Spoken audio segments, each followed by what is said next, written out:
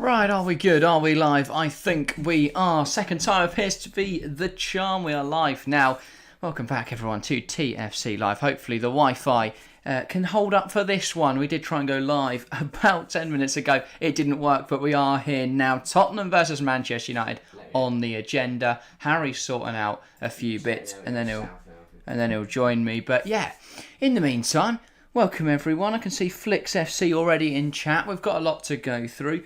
We did plan on going live 45 minutes before kickoff. It looks like it will now be 30 minutes before kickoff. But yeah, welcome all. Chelsea fan, welcome to the stream, mate. I know you were in here when we tried to go live the first time. We think we've sorted out the Wi-Fi problem, so it should be all right now.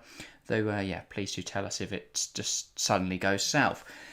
Anyway, to start this evening's coverage, broadcast, we've got two games kicking off at 7:45. We've still got a while until Tottenham Manchester United, so I think we'll watch Everton Newcastle since it's the most exciting one of the early kickoffs. And that one is about to get underway. But yeah, exciting time. So get your predictions in for that because Everton Newcastle is about to kick off. And yeah, of course, vote in that poll if you haven't already. 4 votes so far, 75% going the way of Manchester United, 25% for Tottenham. Clearly, a lot of people backing Man United. Not much of a surprise following both of their performances last time out. But yeah, so yeah, Everton, Newcastle about to get underway here.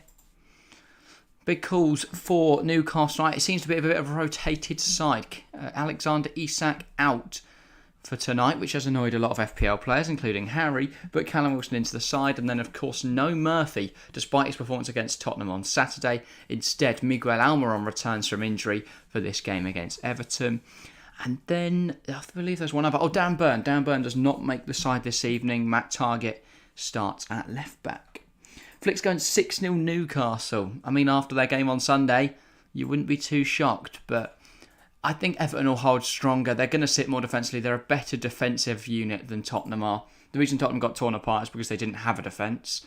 And we will get onto that Tottenham lineup in just a moment. In the meantime, Newcastle about to get us underway for the first kickoff of this evening. Chelsea women are out. Yeah, I saw that. Chelsea man.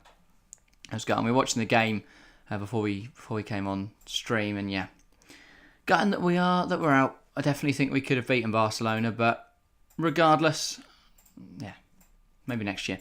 Anyway, Newcastle get us started in their green and white away strip. They'll be hoping they can match last week's performance and try pick up another big 3 points. Every win, every point is vital at this stage of the season. Newcastle will want to confirm Champions League football for next campaign, and this will go a long way. Another 3 points tonight, especially with a chance that Manchester United drop some. And then, of course, want third place, as high as the table, up the table as they can get.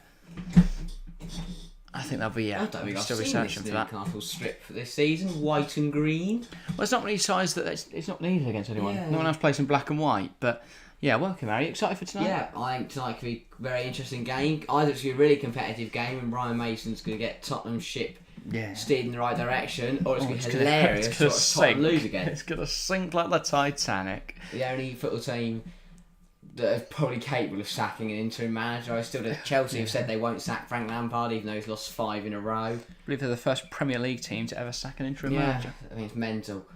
It's just so Tottenham, isn't it? Yeah, they are atypical, to put it that way. But I mean, I saw today, since the reverse fixture of Man United Tottenham, where United won 3-0, Tottenham have sacked Nuno, brought in Conte, sacked Conte, brought in Stellini, sacked Stellini and brought in Mason. Right. It's quite a list. It is, yeah. They've done a lot over the last few years, Tottenham. And people say, that looked like a handball from Newcastle, but they're still going. Joe Linton, here's Longstaff. Big chance for Newcastle tonight, as you say. I think because either United or Tottenham are going to drop points. That's a lovely switch to play, by the way, from Kieran Trippier. Wilson, I don't know Wilson, sorry. Willock, I thought he kept it in play. It hasn't. As for Everton, I mean, they need to pick up. A lot of big predictions, by the way. 6-0, Flicks has said this game will be, and Chelsea fans go 5-1. They are away, guys. I don't think they're going to score 5 or 6 against Everton tonight. Huge games at the bottom of the table tonight as well. Bournemouth, Southampton, and Everton playing now. Points to be shared out. I mean, Leicester and Leeds both drew, so they dropped points. If Bournemouth are to win tonight, do you think they're safe? I think so, yeah. And if Southampton win, are Bournemouth well in it and Southampton have a chance? Southampton, I mean, against the odds, but I still think Southampton are there. If they get a win, they're only 2 points behind Leicester. They're only, 4 points behind 17th? Maybe then, I don't know. 4 points from safety, but tonight's, I think if Southampton lose to Bournemouth, tonight's a must win. I think they're down. I think it's seemingly impossible anyway. I mean, Nick Nack was saying on stream the other day that, last night, that Southampton have to win 4 of their last 6 games to have any realistic hope at staying up, which, yeah, I mean, that seems unrealistic. But you never know. You've got to believe sometimes in a relegation fight. You've got to believe. You have, yeah. But I just think there's so many teams that are also better than them. I do think, though, the points threshold to stay up this year is going to be lower than normal. There's a lot of teams that have underperformed this season. Southampton are bottom on 24? Yes, top 24, and then I think 28 points is currently 17th. Should we have a look? Yeah, have a look. 17th, Nottingham Forest on 30, then Leicester and Everton both on 29, but that's with Leicester drawing now, and then Southampton on 25, but that would be them drawing to Bournemouth, so... Yeah, Bournemouth 15th, 34 points. If they were to get... to be fair, even if they get up to 36, they're probably not safe, but I don't think West Ham and Bournemouth in 14th, 15th are going down. No. I think Wolves and Palace are safe now. Probably. So I would say the relegation fight is that bottom 5. Leeds, Forest, Leicester, Everton, Southampton. And I think Forest aren't a half-bad team. I think I would maybe still keep Bournemouth in there for now. Leicester under Dean Smith look decent. I think your biggest worry's got... my favourites to go down now be Leeds, Everton, Southampton. I was also going to point out that West Ham have a game in hand, but that happens to be against Manchester City next Wednesday. So unless... I thought they might beat Liverpool last night, in which case they're definitely up. They're definitely staying up. Yeah, they should have, really. I mean, they went from potentially being on 37 points and being 12th in the league to then losing all 3 points, losing any points they have, and Calvert-Lewin couldn't meet that cross. That could have been a good early chance for Everton. Should we talk about the game that is... Yes. Well, the big one we're covering this evening, Tottenham versus Manchester United. I forgot to mention the Everton-Newcastle scoreboard for this early kickoff. And of course, we've also got Bournemouth Southampton, as we've said. So, 2 early kickoffs. We'll be keeping tabs on them throughout the stream. Half-time, I think, we'll probably put on Everton-Newcastle again. But of course, our focus will be on that Tottenham United game. And we've got 30 minutes now for a bit of build-up. I think there's a lot to discuss, especially in terms of Tottenham. Yeah. Should we start with the lineups, and then we'll sort of make our way through the disaster that was Sunday, and then talk about how we think it tonight will pan out. But Tottenham, Ryan Mason, as you say, his first lineup as interim coach, their second interim boss of the season. They line up in a 3-4-3, a formation, a system they've used under Conte and Stellini, a system that didn't really work, but it can't be worse than Stellini's 4-3-3 that just kept getting torn apart by Newcastle on Sunday.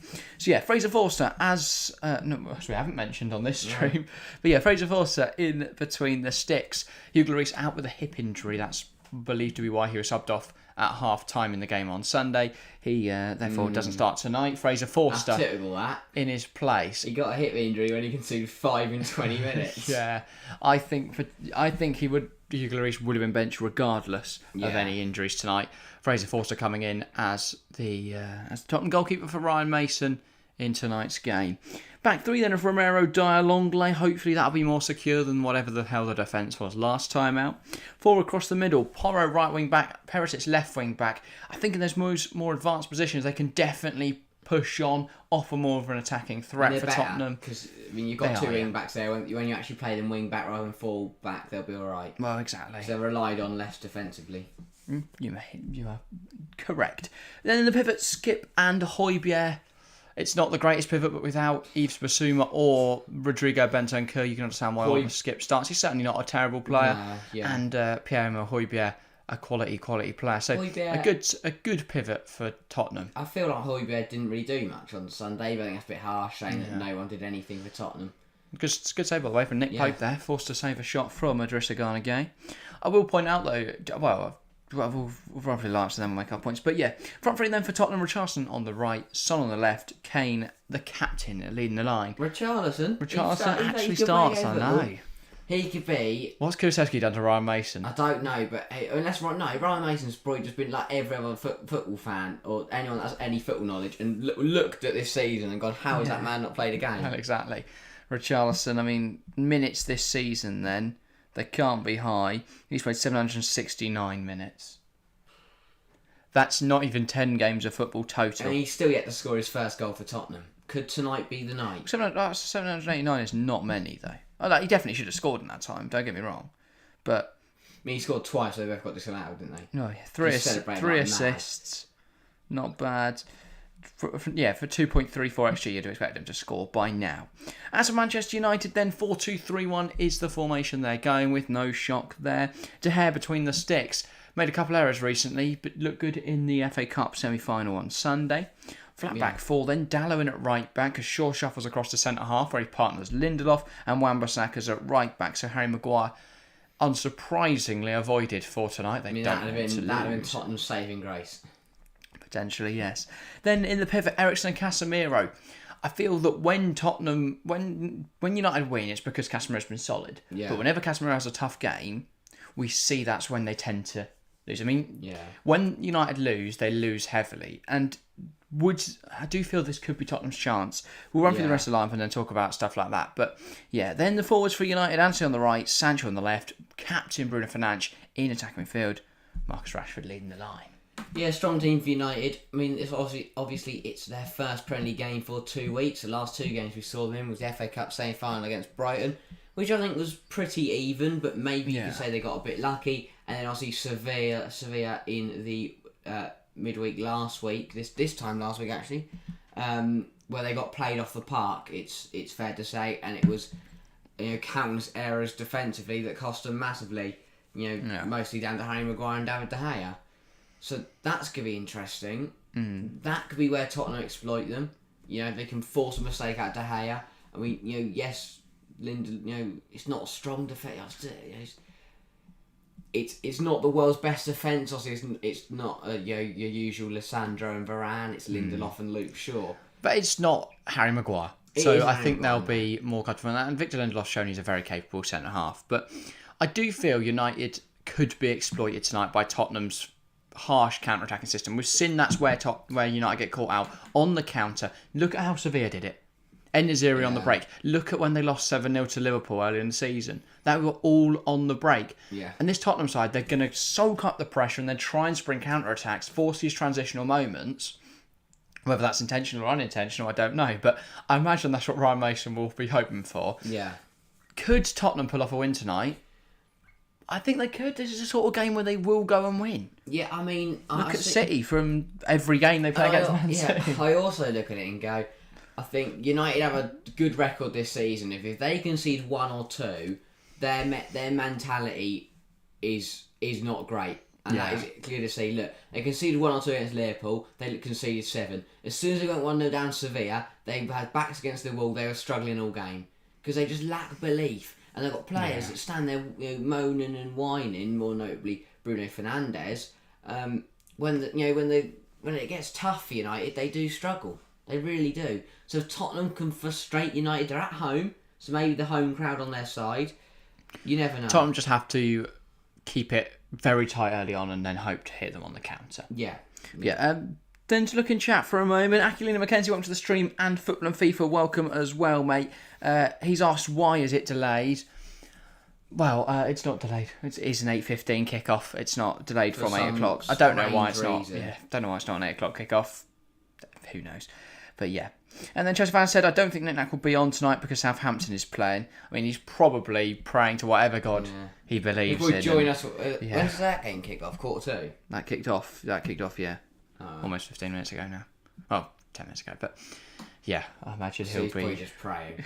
Yeah. And if Southampton go 1-0, we'll probably come back to us. Applauding the fact they're not losing. But yeah, maybe Nick Nack will join us at some point this evening, Chelsea fan. Keep hitting that like button, people. He says, I agree with that message as well. Yeah, make sure to do that.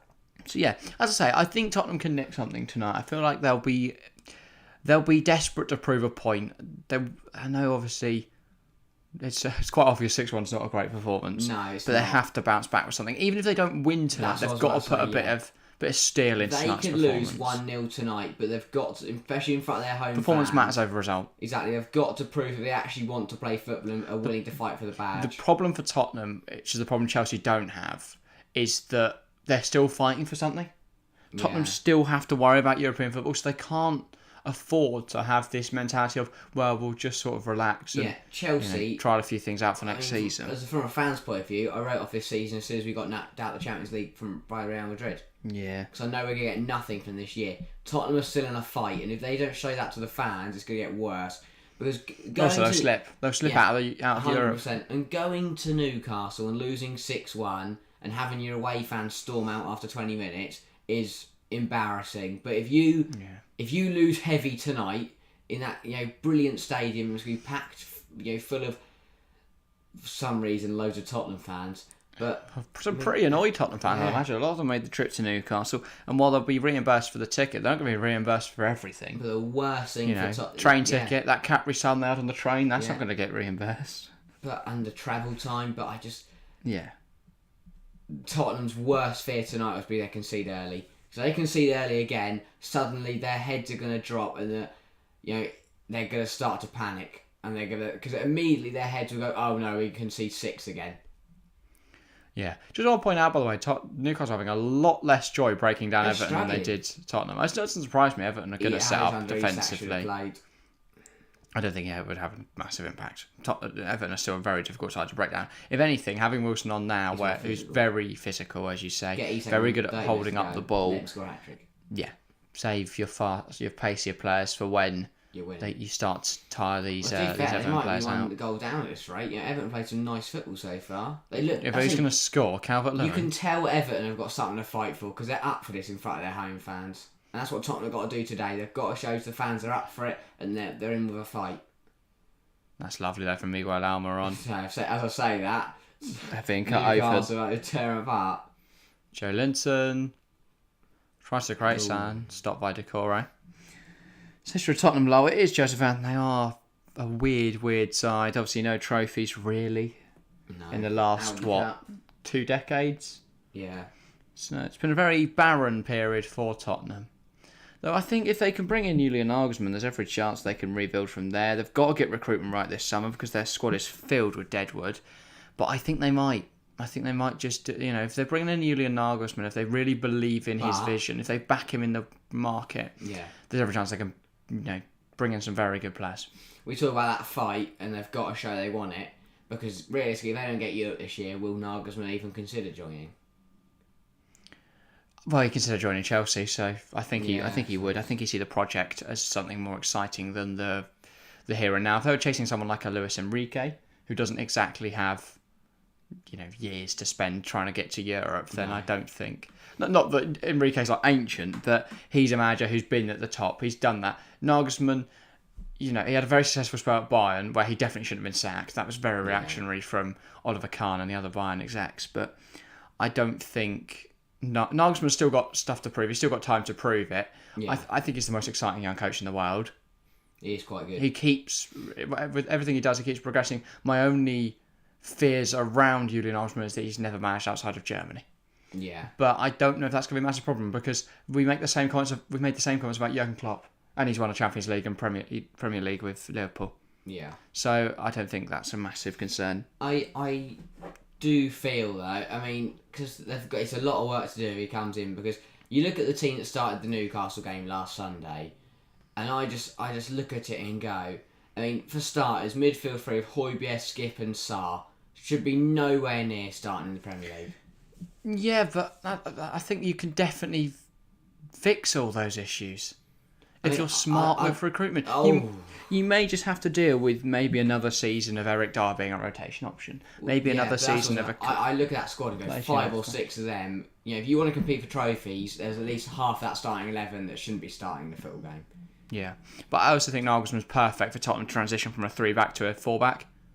As much as that's not going to be overnight, you're going to want to stick with a 3-back for now because that's sort of what the side's built around. But he will be able to, over time, transition. But also, you're going to have to transition it tactically, but also transition it in personnel-wise. Because obviously, Stellini showed perfectly why Eric Dyer can't play in a back 2, or why half of the Tottenham because obviously they've all been bought to play a free back. Yeah. You're not going to play Long and Dyer as a pair. You're going to play Romero in any defence where he could get caught out for go flying forwards because he loves to do that. You look at how well he plays in that 3 for Argentina. Yeah, Argentina played a 2, no? Did they? Fullback. Fairly sure. Well, I don't know how he did that. He must have... He didn't play, did he? Oh, yeah, I suppose. It was Lissandro and Otamendi, and then Romero just rotated in and got booked. I mean, he gets benched over Nicolas Otamendi, who's now playing... Yeah, but Otamendi's a leader. He is a good centre-half. People just respect him because his time at Man City, but he wasn't that poor. He was quite good at Man City, I thought. It just wasn't... It didn't have the ability with the ball at his feet that the Premier League requires, but yeah. He's still fantastic. But I still have him over any Tottenham centre-half. Probably, yeah. Because Clement Longley on loan is a weird one. I think you could definitely pick up some good players. I think Bastoni will likely be available for a relatively decent price. Inter Milan are always in need of money, seemingly. Would anyone come with Nagelsmann from Bayern? Not come with him, obviously, but could he price someone away? Maybe. Imagine... I could see Marcel Savitzer. He's worked with... good defending there. He's worked with him twice, hasn't he, Marcel Savitzer? Is there a chance? Because I know the big bust-up between Mane and Sane. Is there a chance? And Bayern want to get rid of Mane. Well, I've heard Mane's linked with Chelsea, isn't he? I mean, I wouldn't... It wouldn't surprise me at all, would it? No, he's not. That's exactly why he's going to join. Because Chelsea are seemingly going to buy every footballer on the earth, bar an actual striker. Oh, bloody hell, James Tarkowski scored Noggy. But that's the one thing also with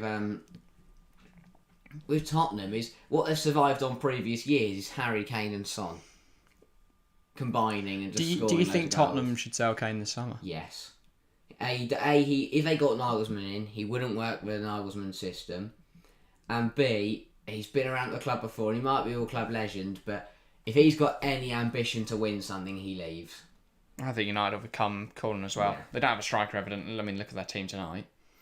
Yeah, Marcus Rashford, obviously brilliant player, don't get me wrong, but not an out number 9. I think he is, but he's not Harry Kane. No, I prefer Rashford up front than on the left, but he certainly looked very, in recent years, but on the left this season under Ten Hag, he's been sensational. He can play through the middle very well, as we've seen, but I think if you have Kane there as your hold-up man, as your almost a false 9, still a fantastic finisher, of course, and he'll add a lot to that United attack, but I think he'll contribute a lot more in terms of a playmaker and I think he'll be able to than he does at Tottenham. Tottenham, he's the main goal scorer, the volume goal scorer they need, but I think with Rashford there to also supply goals, that link-up would be good.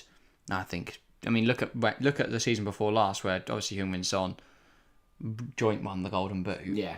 I think if you can have Kane in that sort of role alongside Rashford, then Rashford can definitely hit the same sort of heights, if not a lot higher. I think Rashford's got a higher ceiling than Heung-min Son's peak. So I think I think Kane to Manchester United just makes a lot of sense for me. But also, if Tottenham are going to rebuild, it doesn't even matter who the manager is, Levy's got to invest.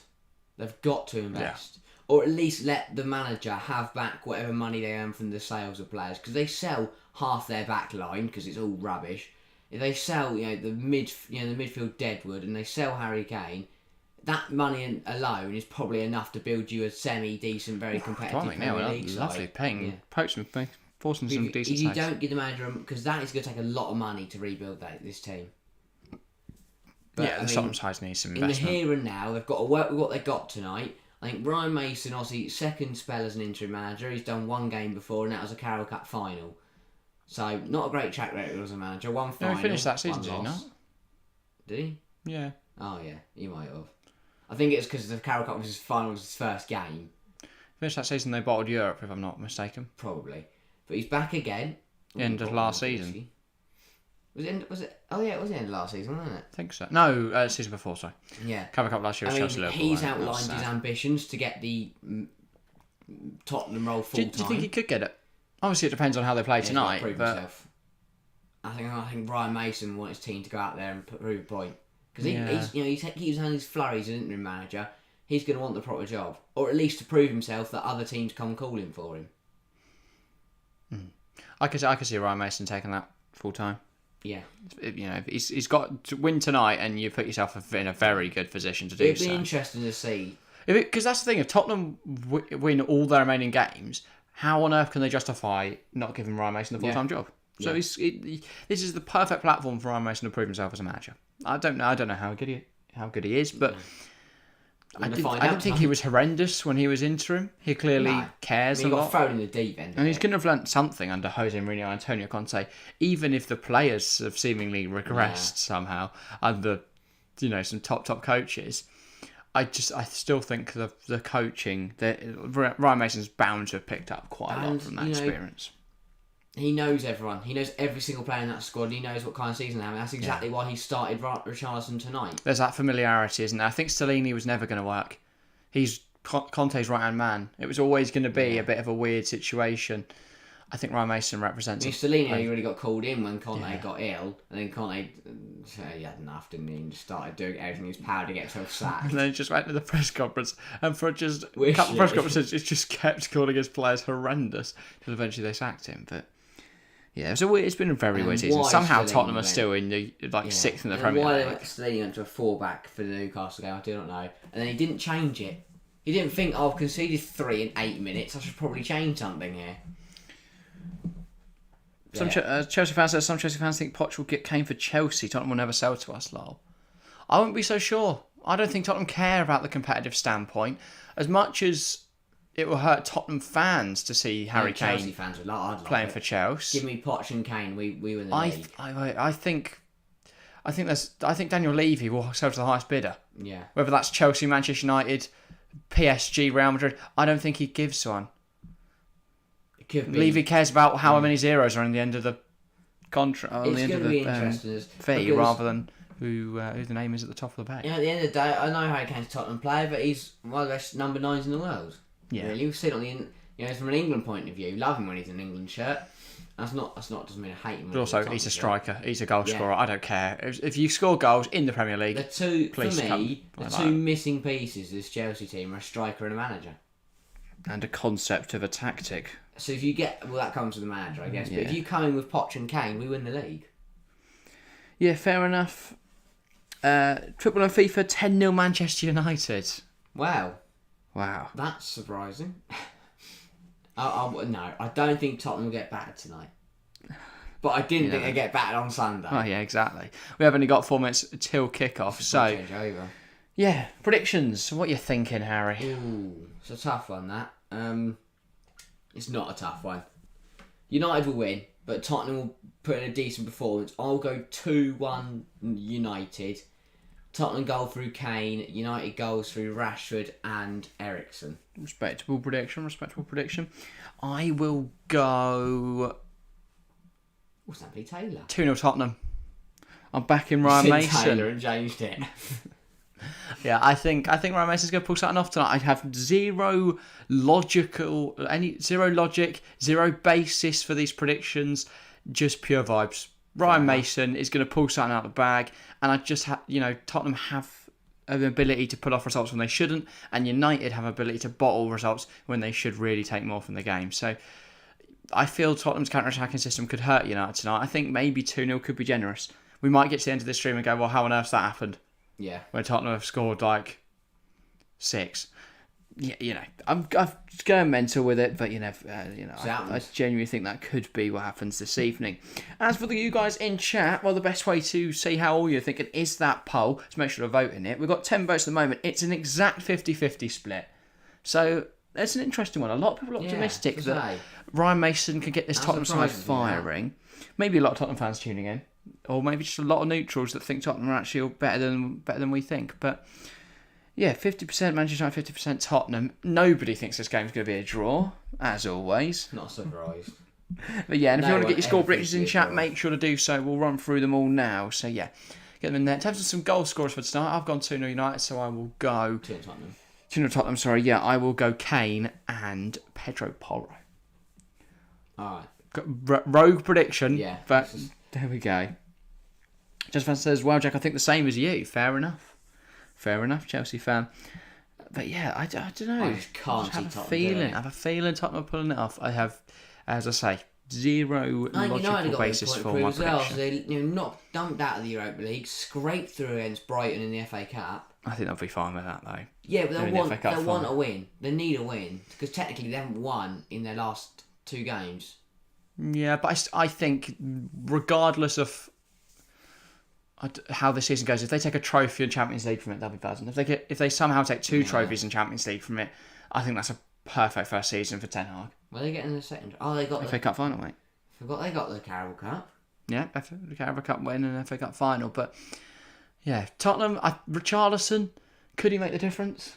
He could. His first actual. Oh my god! As soon as we turned off the Newcastle game, Callum Wilson scores. Superb. I just look at that back three from top, long way Di Romero. That's just not going to hold anything. Apart from an L, probably, come the end of the game. I was surprised Romero stays on the pitch with Anthony Taylor refereeing. He is a bit rogue. He can go rogue, sorry. And Taylor's like any opportunity to get his red card out of his shirt pocket. Yeah. Chelsea fans going goals from Kane and Son. Football and FIFA says 1-0 Everton. I think it's 1-0 Newcastle, but yeah, Everton are losing 1-0. Doesn't really surprise me. Oh, you need to change the scoreboard. I think. Yeah. And very much I'll get down there anyway because we are about to get underway here. Head coach, just call him a new manager. What a big deal is different. But he is, isn't he? He's not the interim manager. They sacked him. He is now just acting as a. It's now confirmed that he's doing it to the end of the season. He's just pretending. He is there. We don't know how long for. Sorry, wrong team. Yeah, that's all right.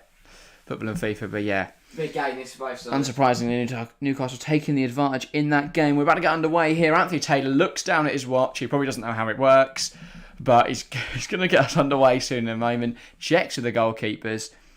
And we're about to get underway here at the Tottenham Hotspur Stadium for Tottenham versus Manchester United. Daniel Levy watching on. A lot of Tottenham fans. Not popular among Tottenham fans, is he, Daniel Levy? No. And, Manchester United get us underway here. They knock it back. And, Manchester United. Can Tottenham pull off a result? I guess we'll have to wait and see. Are United simply too strong? Guess we'll have to wait and see for that as well. Here's Christian. Too strong. Højbjerg's just pulled him over. Yeah. Eriksen's returning to Tottenham once again. Yeah. Former Tottenham player Christian Eriksen. Left Tottenham and then gone on to win a trophy. Yeah. Well, he's won multiple, hasn't he? He's won the Scudetto with Inter Milan. And then obviously the Carabao Cup with Manchester United. Here is Richarlison. Finds Son. Son caught by Dalot. United have the ball back. Sancho, Dalot, and that's a good challenge from Pedro Porro. Not in the eyes of Anthony Taylor. He's pulled it back for a free kick. Are we surprised? Not the spotlight. Tottenham changed their sponsor on the front. AIA China. Right. And it's something about chasing dreams. Fantastic. Here's Eriksen. I don't know. Really providing the insights that no other football broadcast brings you everyone. I noticed it. Yeah. Because usually it just says AIA, but it says AIA change it. You don't get that on BT Sport. No, because they barely know who's playing. Sandals or something, don't they? What? Okay. The title They're just on the ball back. Højbjerg Højbjerg flicks on. He definitely wears sandals. Casemiro. Sure. Match, welcome to the stream. Hi, we're in a Conference League spot right now, lol. Oh, wow. That could be good for Betis, though. You know, as much as you've been in better European competitions recently, I think the Conference League is definitely winnable for Betis. That could be perfect. But obviously, I presume a high European competition would be better for the financials, but if you want to lay your hands on a bit of silverware, Conference League's pretty much the one you want to be in. Here is Victor Lindelof. Finds Wan-Bissaka. United could come down this right now. Not a great touch from Wan-Bissaka, but he just skates past Perisic, and then Anthony does a little flick and loses the ball.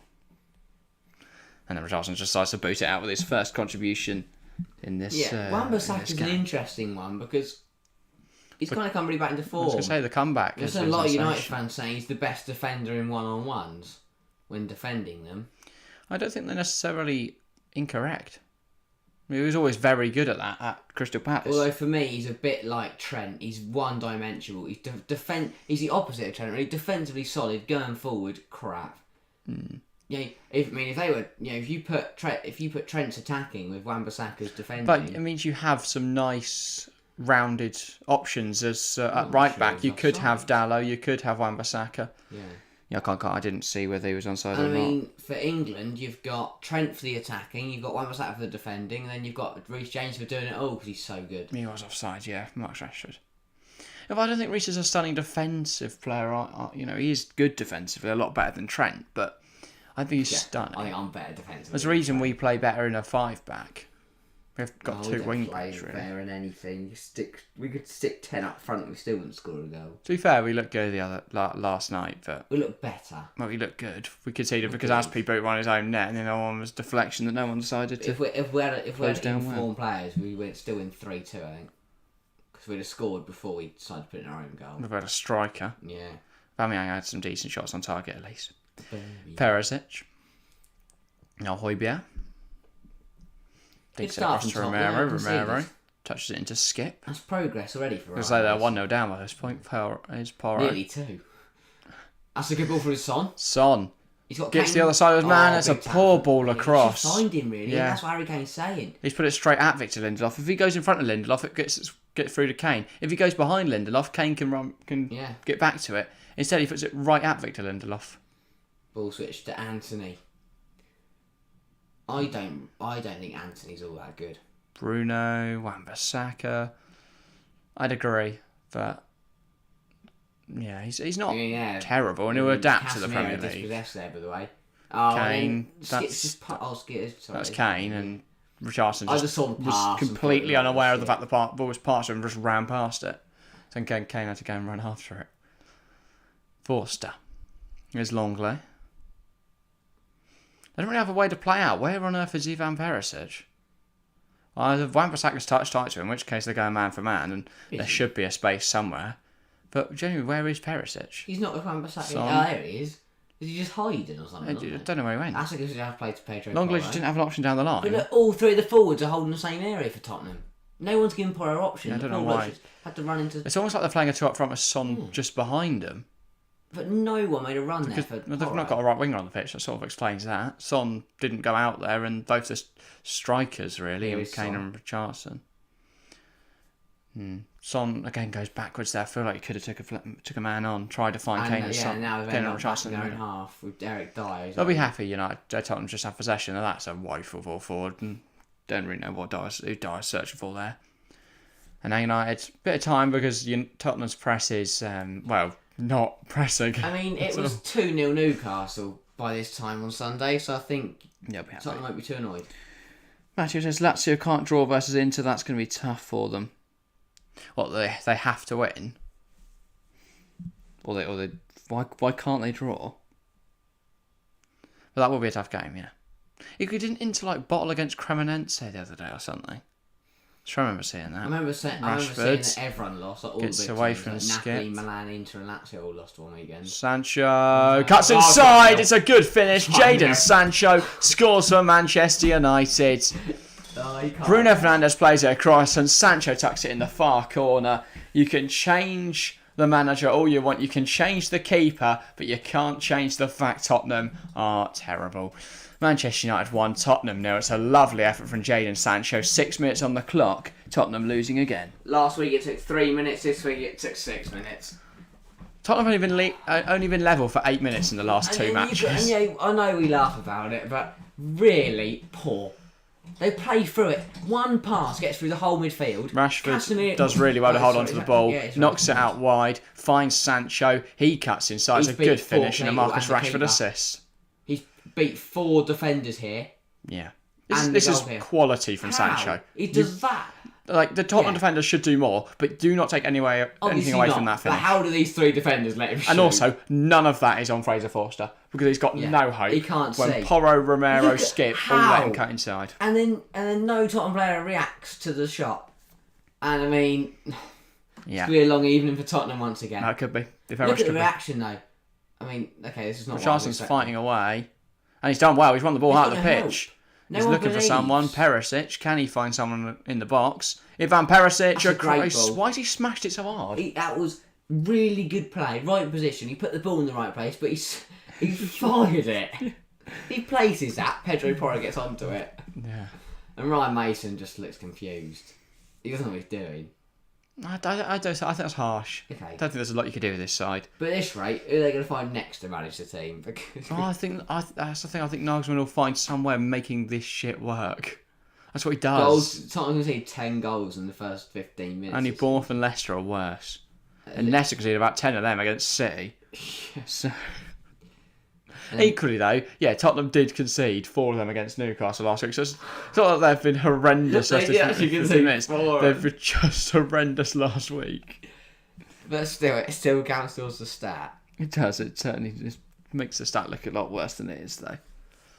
Well, it could not be a freak result. Might not be if United continued like that. That's what I think Andy's so overrated.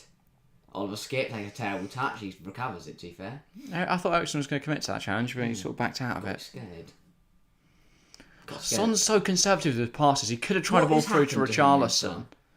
But just rolls out wide approach. I don't know. He used to be so good. And now maybe it's just... I think he's been a lot more conservative with his play in general this year. He's not running at people anymore. Compared to Richarlison, who's just tried to murder Casemiro. The ball was offside. He's missed the tackle. And Daniel Levy just pans to him. Oh yeah. Look, he just looks like an idiot. He looks evil. He looks like the villain on the last level you reach him. He looks like you're about to pan to him. He's gonna be like, my master plan's coming together. But... I mean, there's 2 empty seats there already.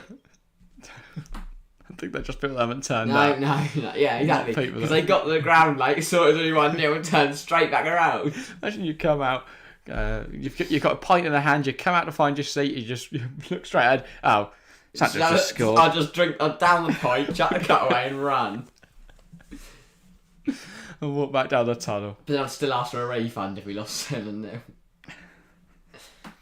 Jadon Sancho, yeah, it's a good finish. Really good finish. I like seeing Sancho get his mojo back. He's a very good player. I want to see him flourish. I know I don't like Man United. But I still like Jadon Sancho. They're a good side. Oh, and then... This is the problem, though. Skip's just headed it to Rashford, and here come United again. Bruno. Anthony. Rashford. They've all ran into the same space. No one's in the middle. But look at the room. They're under no pressure, United, to play. And Newcastle had the same thing. So much time on the ball. Oh, by the way, what Matteo was saying about Lazio earlier, if they fail to win tonight, Napoli are champions. I think. So, yeah. Yeah, that doesn't surprise me. Napoli, they've been quite good, but they've fallen off the end of the season. Yeah, that makes more sense. Sorry, I thought you meant Lazio can't draw. Like, they either win or lose every game this year or something. But no, they actually can't afford to even draw. They have to win. Wow. That sort of makes it like Napoli are champions, aren't they? It doesn't really matter when they do it. Shaw finds the long ball over to no one. It's more dangerous to let Perisic head it down to Anthony. That's what I mean. Casemiro. Rashford caught in the challenge, and that's going to be a free kick. Rashford. Good position for this free kick. Genuinely, I don't understand how you can even call that an attempt to get the ball. It's not. He realises he's lost it. He steps in on Rashford. He knows he's going to commit a foul. I don't understand what he's doing.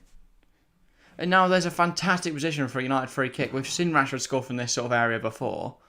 It's going to take a magnificent free kick, don't get me wrong, but it's a good position that they've given away a free kick here. Very central. We've seen Forster. He's a good goalkeeper, but he's beatable. I mean, he's got a grey beard. And yeah, it will be Marcus Rashford to take this, by the way. Yeah, he fancies this. Every time I see Rashford a free kick, I think back to that one against Chelsea at the bridge. 40 yards out, he just pinged a knuckleball. Straight, dead straight to the goal. Yeah. Just got absolutely swazzed. Napoli want Tammy Abraham, by the way. Rashford. Would be a good Osman replacement. Rashford. It's not a bad effort, but not on target. You can see what he's trying to do there. Forster was confident that was going wide. Yeah, I think he realised quite early. That's not in the back of the net. Because even there, that Forster could save. It was on target. Yeah, slightly off target, and the Tottenham fans look worried that Fraser Forster wasn't doing a lot there. But yeah, Marcus Rashford close to finding his first goal of the evening. We're only 12 minutes in. Fraser Forster goes along with it. But if Tottenham can get one back, or just not concede for a bit, then they come out of charge. The problem is that they were already out of the game against Newcastle. Richarlison. Richarlison in behind. Can he get a shot away? He can, but it's not a great one. De Gea forced him to a save. Not bad, though. Yeah. And Richarlison, Decent from Richarlison. actually looks a bit lively. Probably one of his harshest critics. But he did well Probably. there, and he was offside. Definitely, it's hard. He was offside. So again, if he'd scored, he'd had another Oh goal my ruled god, off. the saves when he ripped his shirt off, runs to the top of the end of the VAR.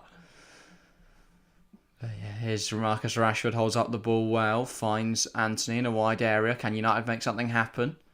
Anthony, Casemiro, dink ball forwards. Romero heads it out, falls to Eriksen. Now Anthony. He comes inside there. Probably shouldn't, but finds tries to find Sancho. Cut up by Pedro Porro. Good bit of defending. That's one thing about Anthony. He's on the ball so much tonight and so far created nothing. Højbjerg. When did the stream Yellowstone, by the way? I always remember the penalty in the quarterfinals against PSG with Ollie at the wheel. Yeah. Kane tries to find Son, but that's good defending from Wan-Bissaka. He just ran and hoped the ball would reach him. Højbjerg. Kane trying to fight away with it, but Casemiro's won that back. It's a bit of a mess. Tottenham, lack of communication, and they've sort of ran into each other and given the ball to United. Skip's just head that backwards to Eric Dyer. Here's Porro. Remember, I feel like the more that Tottenham have the ball, the greater the chances United are about to score. Yeah. Here's Son. Porro. Skip. Now Romero. Skip's dropped they're very deep, Tottenham. I don't think they know how to play out of this United press. It feels like as soon as they get on the ball, United are going to have it a moment later. Kane's dropped in here. But who are they going to play to? Because Richarlison's sort of just stood up there. Son stood up there. But they just get forced back by United. They smash it long. They lose the ball. United come forward. Tottenham win it back. And then they pass it around a bit, ping it forward, lose it. It was just stuck in a cycle. That's poor from Sancho. That means Tottenham regain possession. Romero finds Kane. Holds it up well. Harry Kane tries to play a ball forwards. Son blocks it. Romero. Kane. Romero. Son dropping in. They conceded one on Sunday and then conceded loads afterwards. Longley. Højbjerg. Back now with Højbjerg. A couple passes later. I know they've conceded, but they look more solid than they did. Also, Valencia just won in the 93rd minute against Valladolid. Now they're out of the relegation zone. Huge indeed. That's really interesting he goes down in La Liga.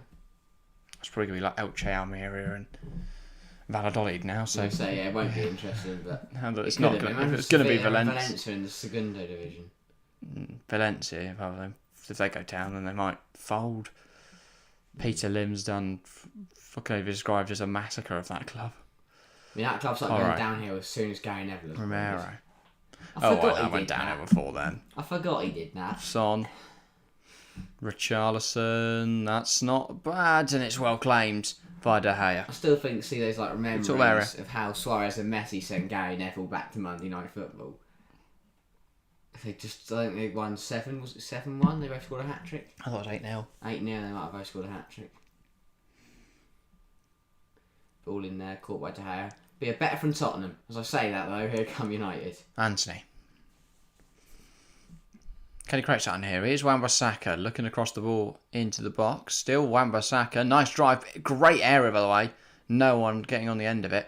That's where they'd want a Harry Kane United. Yeah, it's a good ball though, but really you should look up and see that no one's there. He's put it into a good area, but he's put it into an area where no one is. But also he's expecting that maybe Sancho could be bursting in there, but he isn't. Yeah. Great, very good ball, very good area. Moreira as well realises no. Tottenham get away with one there because Rashford's bursting into that sort of area. I don't think anyone's going to be marking him. Casemiro. Sancho. And he can run with the ball, Jadon Sancho. He's going to attack this left-hand side. Waits for support. Spins on the ball. Tries little Anthony. But United forced backwards. Shaw. Lindelof. United happy to just hold possession. Tottenham had a lot of possession so far, but not really done a lot with it. United, well, they've scored, but they've not. They've dominated, but they've definitely limited Tottenham from creating anything, and they've had some good chances. So they've had the measure so far. Shaw, Højbjerg tries to play it forward. Richarlison loses out. Anthony, lovely little flick there to Wan-Bissaka. Wan-Bissaka trying to find Bruno Fernandes, and then Højbjerg hooks it out of play. Anthony once again showing his tricks and flicks. Yeah. Looking at the poll in chat then, 18 votes, 56% if you think Manchester United are going to win tonight, 33% going Tottenham. That's a surprisingly high percentage, and then 11% going for a draw. I can still see a draw in this game. Anthony. Bruno Fernandes. Sancho! Sancho again! And it's off the line by Ivan Perisic. That's huge, because that would have been game over. Big block from Romero, and then on the rebound, Perisic off the line, and can he release Son? No. Sure deals well with that. Now Dallo. Nice turn from Ericsson. Bruno Fernandes. Ball in behind. Rashford's not going to quite get there. Runs through to Forster. That could have easily been 2-0. But slightly overhit, I think, that. By Diego Dallo, I think, played the ball. Yeah. But yeah. Could have been a second there. Yeah, Stone, you want to guess how much I pay to watch Premier League in Norway? Probably about £3. £2.50 a Yeah. You just smile at some nice Norwegian man who lets you watch the Prem. Through some person's window. Right. Yeah. I don't know. Norway seems really nice. Whole of Scandinavia does. Yeah. Some really nice people. Just vibes and snow. But yeah, when you live in countries that are just pure snow. I mean, I don't think it's pure snow. I know, it's not. If there's any part of your country which is snow, I think it's just a happier place, isn't it? Apart from the UK, because they get snow in Scotland. No, that's not part of England, is it? Oh, yeah. And Scotland, well, that's And just so a was he different found breed there? of people. I thought he was. Different breed. Like Canada, they're really happy. Maybe we just need more snow. Polar bears, they're not sad.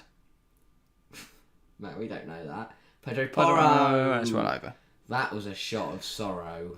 60 a month. Yeah, but is that pounds or is that what country? What Euro. Euro? Is it the euro? Or I feel like it's the Danish krone. Could be a Danish krone. Considering it's called the Danish krone. Yeah. Yes, so. Oh, well, that wouldn't make any sense in Norwegian, would it? I just realised my mistake there. Also, to be fair, that Perisic would not got off the line if it hadn't taken another deflection off Romero. Yeah, because it was going to fly above him. Or just fly in. That is one of the perks of Romero's rash defending. I mean, Sometimes he just throws assaulted himself Højbjerg into his block. here. I Into a don't really block. know who it was. Bruno Fernandes, Oh. what a surprise. Stop, Mark, genuinely, if I was a referee, I'd just end up sending him off every single game. Just because he moaned as much as he does about, to me as a referee, I'd just keep sending him off. Half time of the way in the game on the South Coast. Southampton 0, Bournemouth 0. How dull. Oh, that's pounds. 750 Norwegian kroner. Almost right with krone then. So that's 60 pounds a month. That doesn't seem. I don't know how bad that is. I can't remember how much we pay. Is that to watch every game though? I'm saying because you add up everything, it's probably about the same. And the fact we can't watch half the games. Oh yeah, I got on to 3 PMs. Yeah. Oh, that's a. Presumably that is. Yeah, Anthony Taylor Fountain. Then he does some signaling what a back is. weird things. So then there's some weird face to, I don't know, intimidate. Why do refs do that? They pull some weird. And Mike Dean's the king of it. Mike Dean's the king of a weird. Nah, face. Pierluigi Collina. No. He's got angry at people. Mike Dean. No, Collina demanded respect. The commander. No, but the faces he pulled were brilliant. What, Dean? Yeah. I remember being in the South End, like home end all the time. Tranmere. That's how, yeah. And when he Sorry, walked past him and he kind of stood back and looked at him weirdly because of his hair. And the one where he gave the penalty in the squat position.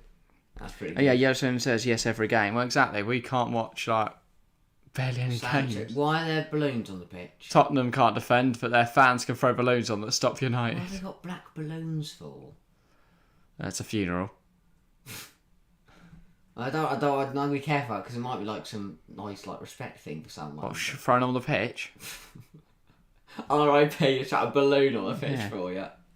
Most people go for applause. We do it differently here. I'm We all pull up surprised- balloons and get them I'm in the surprised way. Taylor doesn't stop the game to pop them. No, he wants to go pop them himself in a minute. He's going to run over there and stand them, isn't he? Jump on one. I mean, we see Anthony Taylor 2 foot of balloon. Romero's probably doing it as we speak. Here's Wan-Bissaka. Now Shaw.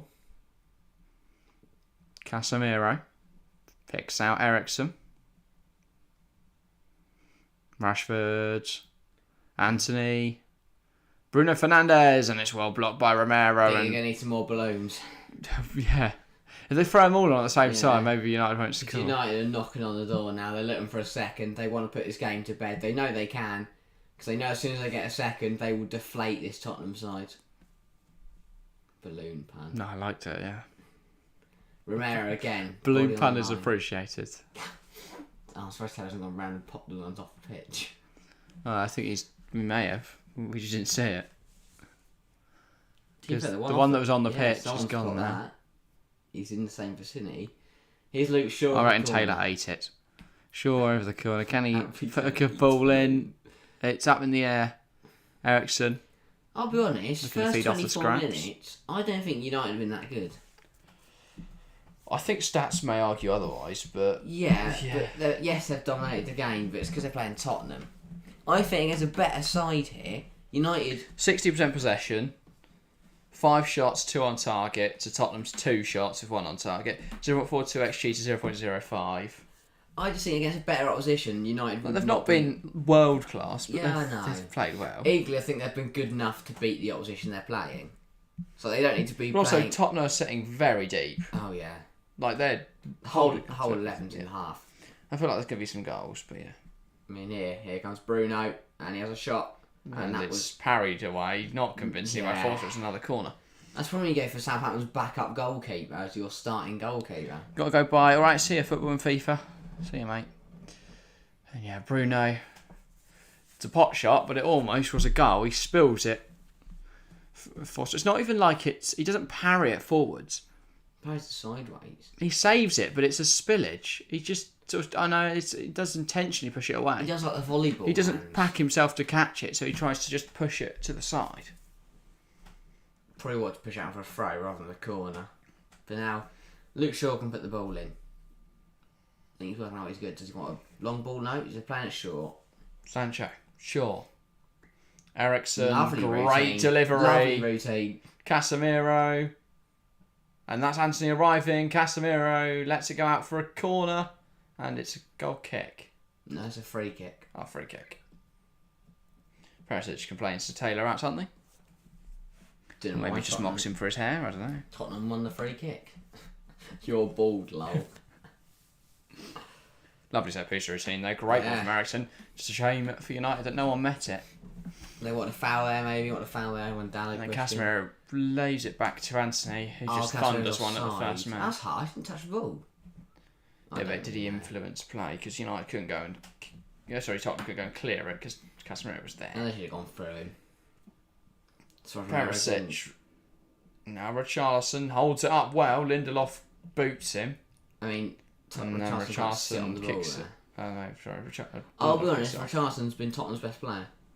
He's been getting involved a lot. Yeah. He's not exactly done a lot, but he has been getting involved. He's getting involved. Getting on the ball. Better than what anyone did last Putting in a few challenges here and there. He's absolutely chucking it down as well. Especially when you see how sort of inactive Heung-min Son has been. Like he's not getting involved. He's not getting stuck in. Whenever he's on the ball, he's conservative with his play. I like the passion that Richarlison plays with. I know he can be seen as cocky and arrogant, and we've slated him a lot on this show, but I do admire how much he cares. Yeah. There's a good quality in a footballer. Obviously, you're going to take 11 players who are, sensational footballers over 11 people who care, but I think it does make a difference. Richarlison, Højbjerg, Richarlison. This is nice. He might take aim. He should have backed himself there. Should have backed himself. Lovely routine there from Tottenham. Lovely little passing play. But yeah, Richarlison just doesn't back himself in the final third. You'd expect him to be selfish there. He should be selfish there. Yeah. Why is he trying to play it? He takes the conservative option again. Ryan Mason's furious. Tottenham they don't want to take a risk, because if Richarlison just smashes it over, then Porro would be complaining that the ball's not Yeah. to him at the back post. But he tries to play it to the back post and it doesn't result in anything. Sort of a lose-lose unless you put it in the back of the net or you find Pedro Porro. Flicked on, it's a huge stop from De Gea. Why is it so long? When Son pauses on the ball, and now United could break. Shaw, Got to find Anthony. Doesn't find Anthony. Oh, that's all right. Sancho, Shaw, Wan-Bissaka. They could counter United here. Bruno. And now Rashford. Yeah, Tottenham have got back now. But they've still got the possession, Man United, and they're still coming forward with numbers. Eriksen, they're up playing this ball lovely. Sancho has time on the ball, wants to cut inside. Bruno Fernandes, now Eriksen. This is really, really nice from United. Bruno, Sancho. Can he fix someone out in the box? Eriksen. Wan-Bissaka can't hold it up. Eriksen wins it back. And a lovely little deft touch to Lindelof. Casemiro headed away by Romero. Now Richarlison tries to hold up that ball. Draws the foul, not in the eyes of the referee, Anthony Taylor. Yes, Taylor decisions are weird because he's given that already a couple times. I don't know why he doesn't on that occasion. But here's Jadon Sancho, cuts inside, thought he might take a shot, tries to let it off. Tottenham have possession again. Richarlison, Perisic, and it's going to be smashed out of play to Ryan Mason. Yeah, it's just not been great from Tottenham. This was better though. From the corner, Yeah, flicked on my lovely diet, routine, and then should have been first time from Son. Just didn't back himself. Perisic, lovely header. Coming towards goal. Son should be volleying that, but no. Just tries to take a touch and well that people get out to him. 15 minutes ago and a half. Half time, by the way, as well in the game on Merseyside. I mean, it's not Everton 0, Newcastle 1. I mean, I don't know what's happened here. Charleston's whinging. It's not been horrific from Tottenham, but they are still losing. But as we said, tonight it's not really about the result, it's about the performance. And so far, that performance hasn't been too bad. Lindelof, Shaw. Now Dallo. United happy to play it around the back. Tottenham's press, I think it's very ineffective. It's literally just Richarlison running out of it. Kane jogs in the general direction of where United players are passing the ball around. Kane uses... Shaw uses... Casemiro as a wall, but possession one back by Tottenham. Richarlison, Perisic in the overlap. He gets the ball. Wan-Bissaka blocks the cross. Another chance here from the corner. Tottenham already put United under a little bit of pressure from a corner. Can they do it again? They need to. You feel like Tottenham have got to score. Tottenham fans ready their phone in case they score. I don't know why they bother. To say, put that phone away. You might as well start. Might as well start filming the other end for when United counter, but. You never know from this corner. What, United score? Yeah, sure. I could see it. I don't think Ten Hag will be very happy with what he's seen either. So, United side. I don't think they'd be displeased. They've not been bad. They just haven't. Oh dear. They haven't been good. Like, considering how poor this Tottenham side have looked a lot this season, you know, they literally lost 6-1 to Newcastle last time out. But and I mean, if you want more performance time, yeah. The possession was fairly close earlier in the game, still at that 60% mark for Manchester United. But Tottenham starting to have a couple more shots. You do feel, though, that even though Tottenham are having shots, United seem the more likely to get a goal. Sancho, considering that was Tottenham's best spell of the game, the last sort of 5 minutes, and yet United still generated more XG in that time. Now it's with Casemiro. Lindelof. Shaw. Now Sancho. Just nice from United. Bruno Fernandes tries to find Marcus Rashford. The ball cut out though by Tottenham. Shaw wins it, heart of the pitch. Sancho. Dallo. This needs to go into the box for United. Finds Bruno on the edge. Could take aim. Goes to Anthony. Bruno. Rashford, he doesn't have time to take a shot. And he wants a pass back, but I don't think they're going to award that. No. Very rare pass backs. Because centre-halves don't usually rare they happen, really isn't it? pass Yeah. to their goalkeeper. Equally, there's one team to do it, it would be Tottenham. Dyer just knocks Also, out while Forster. like Forster's sat on the Yeah. on this goal line, so it's an indirect free kick on the goal line. And we get one of those bizarre situations where everyone sort of stands on the goal line and hopes United miss. And they always do. I've never seen an indirect result. Indirect, like, I've seen it happen all the time, Saturday League, but never seen a professional game have an indirect free kick converted. Richarlison gets round his man. This should be a goal. Perisic misses it. I think it was offside anyway, but you've got to be scoring. You've got to be scoring that. Even if it does end up being flagged for offside, I think... No, Richarlison didn't go too early. Oh, he went too early here. He went way too early. Off by a mile. But you've got to score. It's a terrible from Richarlison, to be fair. We slated Perisic. Richarlison knocks it across Paul. I think he knew he was offside. Again, I think that is his biggest weakness in his game, is the offside line. Richarlison just cannot stay onside. Yeah. And we've already seen he scored 2 goals. They're both. It's going to become a problem because he can't. But how can you can't become a clinical? Trying to find Rashford, he's offside. You can't find a clinical goal scorer. You can't become a clinical goal scorer. Sorry, if every goal you score is offside. I mean, look at that. Actually, United dominance really. Passes, final third passes, touches in opposition box, dominated by the red. And just Romero. Not really done anything in this game. They've had the ball a bit, but... Now Skip, Højbjerg. Back to Skip. Can he pick out someone with a pass forwards? Does get the ball to Pedro Porro. This is a little more convincing from Tottenham. This spell as we near the end of the half. Still Oliver Skip. Now it's with Longley. Perisic. Dyer. I don't know if it's Perisic. Tries to dink it forwards. United win back possession. Rashford holds it up well. Ericsson robbed in possession by Højbjerg. And now ball forward. Lindelof's going to cut that out. Richarlison applying the pressure. And De Gea plays it risky out the back again. That could have easily been won back by Richarlison there. One back well by Dyer, high up the pitch. Don't know why he's there, but he is. Here's Richarlison. Tottenham should be making something of this. Richarlison gets across the box. There's no one there. I think Richarlison will be annoyed by Stevens because he's done a lot this first half, and Son and Kane have not really contributed. He gets the ball into a good area. Son's come too central. Kane's not even in the box. Could easily be a leveller. It's just not been great at all, really. Silly there from Romero as well. What's surprise? Just catches Bruno.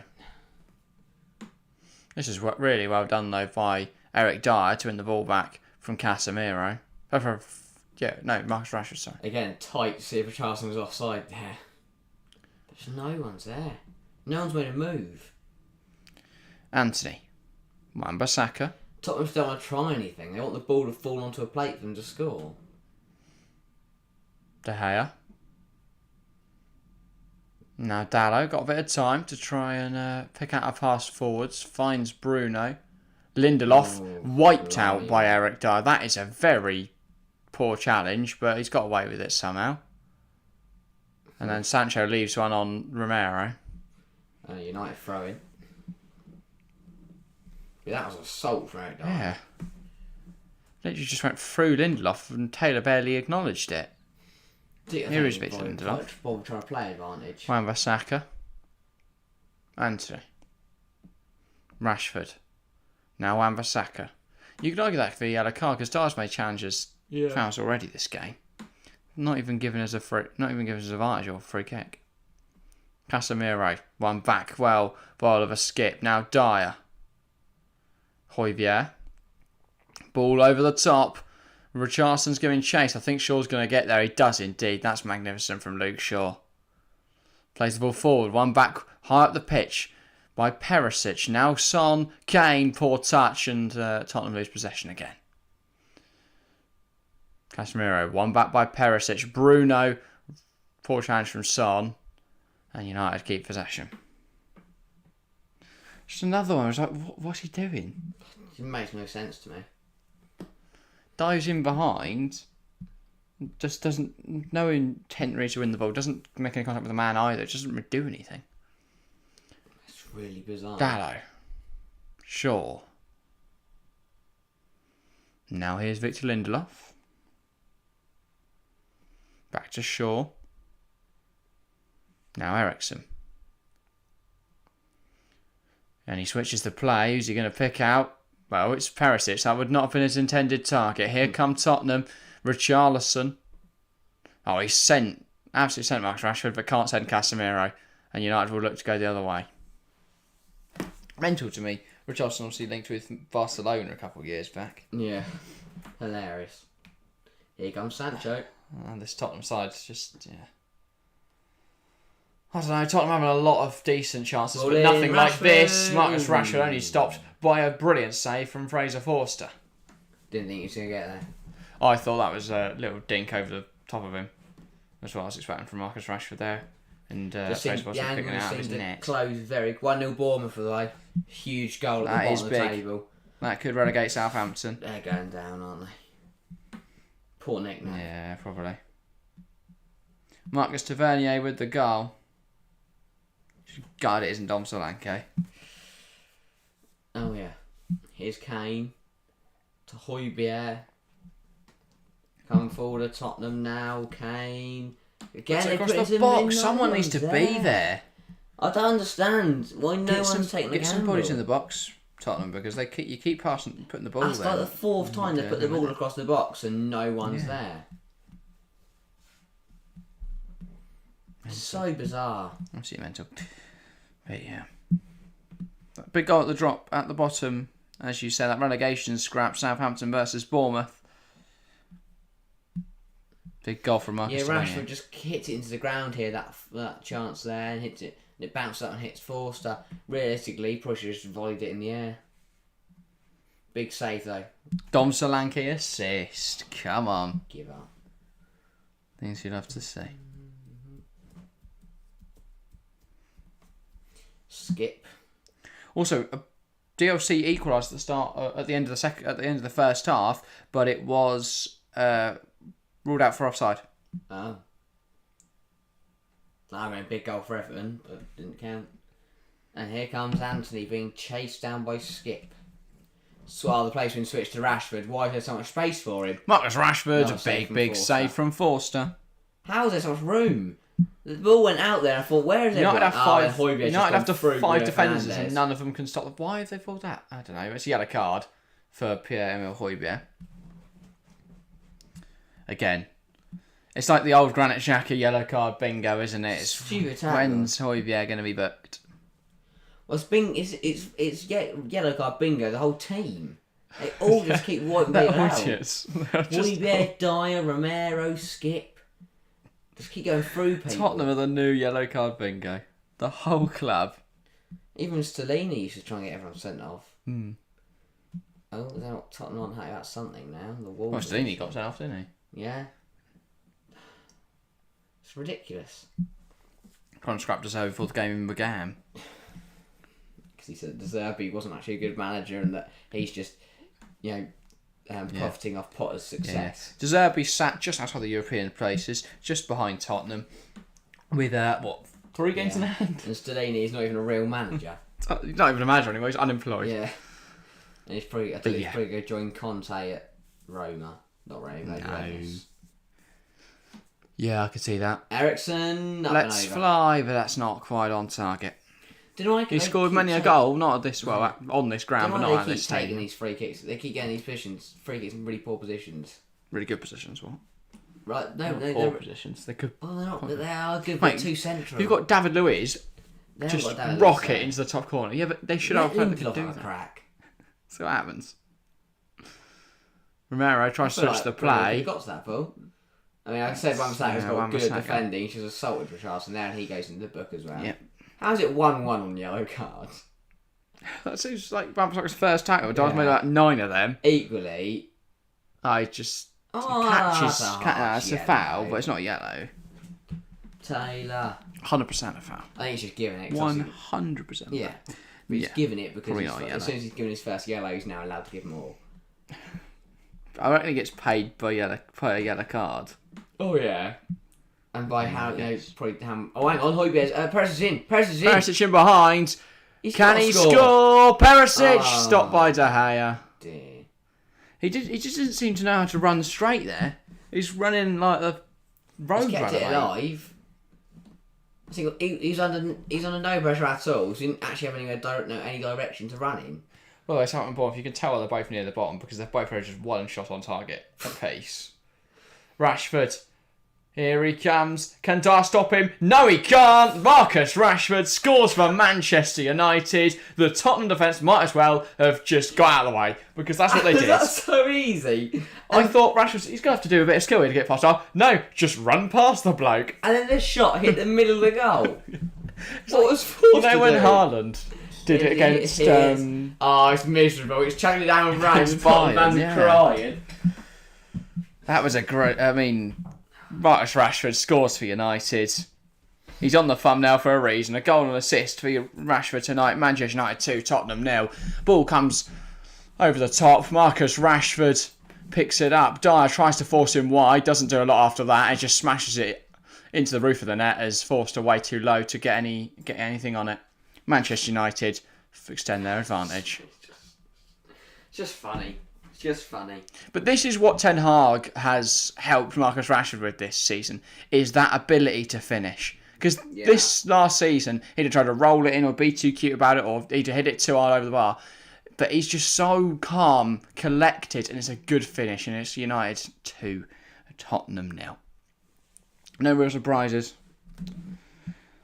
As to this scoreline, Manchester United are just a much better side. Tottenham struggling in recent weeks. Now Ivan Perisic. Can he get the ball into the box? He can. It's headed away by Shaw. And now Jadon Sancho. Looks like he wants to go for a run. Pedro Porro stops him. That's going to be a Manchester United throw. 2-0 Man U is indeed Chelsea fan. But yeah, anyone in chat want to get your thoughts in as we approach half time here? Make sure to do so. Here's Casemiro. One back by Højbjerg. Skip. Now it's back to Dyer. Romero. We have 2 additional minutes in this first half for Tottenham to try and find an equaliser. Here is... No, not an equaliser, a goal back now. Porro puts it across the box. No one gets to it. De Gea claims it well. Oh, it's just game over now. Tottenham And again, a ball into the right sort of area. Tottenham had so many chances and just missed them all. Yeah. Bruno Fernandes with that ball in behind, by the way, for that Rashford goal. He's so good tonight, Bruno. But fears that he wouldn't play. He was spotted with a cast on his ankle, but evidently just a precaution. Sancho. Maybe he was baiting FPL people out there. Chelsea fan says Lavia is so good for Southampton. He should go to a big team next season. If Southampton goes down, do you agree, Jack and Harry? I do agree with Chelsea fan. I think his energy is sensational. He's a really good ball-winning midfielder. I think he'd be perfect for what Chelsea need. We need a more defensive player, someone that can sit and allow Enzo to flourish a bit more. I think it's that perfect sort of role. That's a perfect mould for that position. If we're going to have Poch next season, I'm expecting a 4-2-3-1. So I want someone that can play alongside Enzo. Enzo's the more creative player. Lavia But just for me, shielding that back four, and then you can have another creative spark in that attacking mid role. I don't want to sign a single other player until we either sign a striker or we sell everyone. But I think we can still make Lavia the first signing in the window, because if Southampton go down, they're going to take 25-30 mil. I think that's a bargain for Lavia. And, you know, if Leicester go down, let's not go get Jamie Vardy and go take that back. Calvert-Lewin's on the market. Won't mind Maddison, no, not But he's Calvert-Lewin. injured. Not He's Calvert. injured. He's not good. Whoa, he's good. I don't rate him. Because Honestly, he's injured, he can't never score. That's half time. Tottenham 0, Manchester United 2. Tottenham have had chances, I just missed them. United have had 2, they've scored both. Yeah. United have had others as well, to be fair, but this definitely could be. Well, Tottenham could definitely be more in this game. They're not, because they're just, I don't know, they just don't put away their chances. They're just not very good at football. We'll put on the last 30 minutes. Well, we'll watch 15 more minutes of Everton Newcastle. I might go take 5 minutes if that's all right, and you can Bring up do a some bit food. of Isak watching. He's not even on I've the still bloody got any pitch. flapjacks. But yeah, I'll be back in a moment, guys. Make sure to flood the Anything, chat with messages. Bar, chocolate, I don't know. Flood the chat with Right. messages, so Yeah. I've got loads to read when I get back. Who's on the ball? I don't know who that is. Yeah, that was interesting. Tottenham was rubbish. United are pretty good. And a lot of work for Ryan Mason and his crew to do at half time. But in the meanwhile, we've got Everton Newcastle to watch, and that is a ball forward towards Calvert-Lewin, who looks to dink Pope, knocks it over to Decore. This is a good chance. Why did it take so long? He has a go and it's deflected over. That was not bad from Everton. And it's offside. That's disappointing. That was a big chance for the Toffees, though. Calvert-Lewin got in behind, and he tried to dink he tried to dink Pope, but his shot actually turned into a cross, and it fell to Decore, who for some reason took 3 touches to let the Newcastle defence settle. I mean, it did take himself a bit wide, and then the shot was deflected over, but it didn't matter in the end because it was offside on Calvert-Lewin. Here comes Almiron. Now he loses out to Mikalenko. The ball down line to McNeil is won by Trippier. But here come Newcastle again. Longstaff, big tackle from Mikalenko into throw, which sends the Everton home crowd absolutely mental. They're loving it. They're trying to cheer their team on with just over half an hour to go. There's a bloke in the crowd with a milk bottle in his hand, as you do. Drisser heads it up. Oh, it's one back though. Wilson. This is good from Wilson. Wilson still going, Wilson. Oh, it falls too. Is that Matt Target? It is Matt Target. Joe Linton. Bruno Guimaraes plays it to Longstaff. Cuts it back into the side netting and a goal kick to Everton. Longstaff was caught by the way by someone, and Pickford's just trying to push him off the pitch to try and get the ball going again. But Longstaff's having none of it, and he stays down on the pitch. Pickford's telling him to get on with it. Rest's going to go over and have a chat with him. I think he was just clipped as he crossed the ball in there. Well, I say crossed the ball in, he smacked the ball into the side netting. Gonna watch it back here. Lovely ball through from Bruno. And then, he just gets caught, Longstaff, as the ball goes. I mean, is there a shout for a penalty here? That could definitely be a penalty to Newcastle. I mean, I'm surprised. I don't think it will be, but no. I think I'll just have a little chat with Andre Mariner there as he had his finger in his ear, but I don't think they're going to give anything from that. But yeah, so Pickford will get us on. Oh, they are checking it. They are checking for a penalty to Newcastle. VAR are having a look. I don't think it's been given. No penalty. We play on.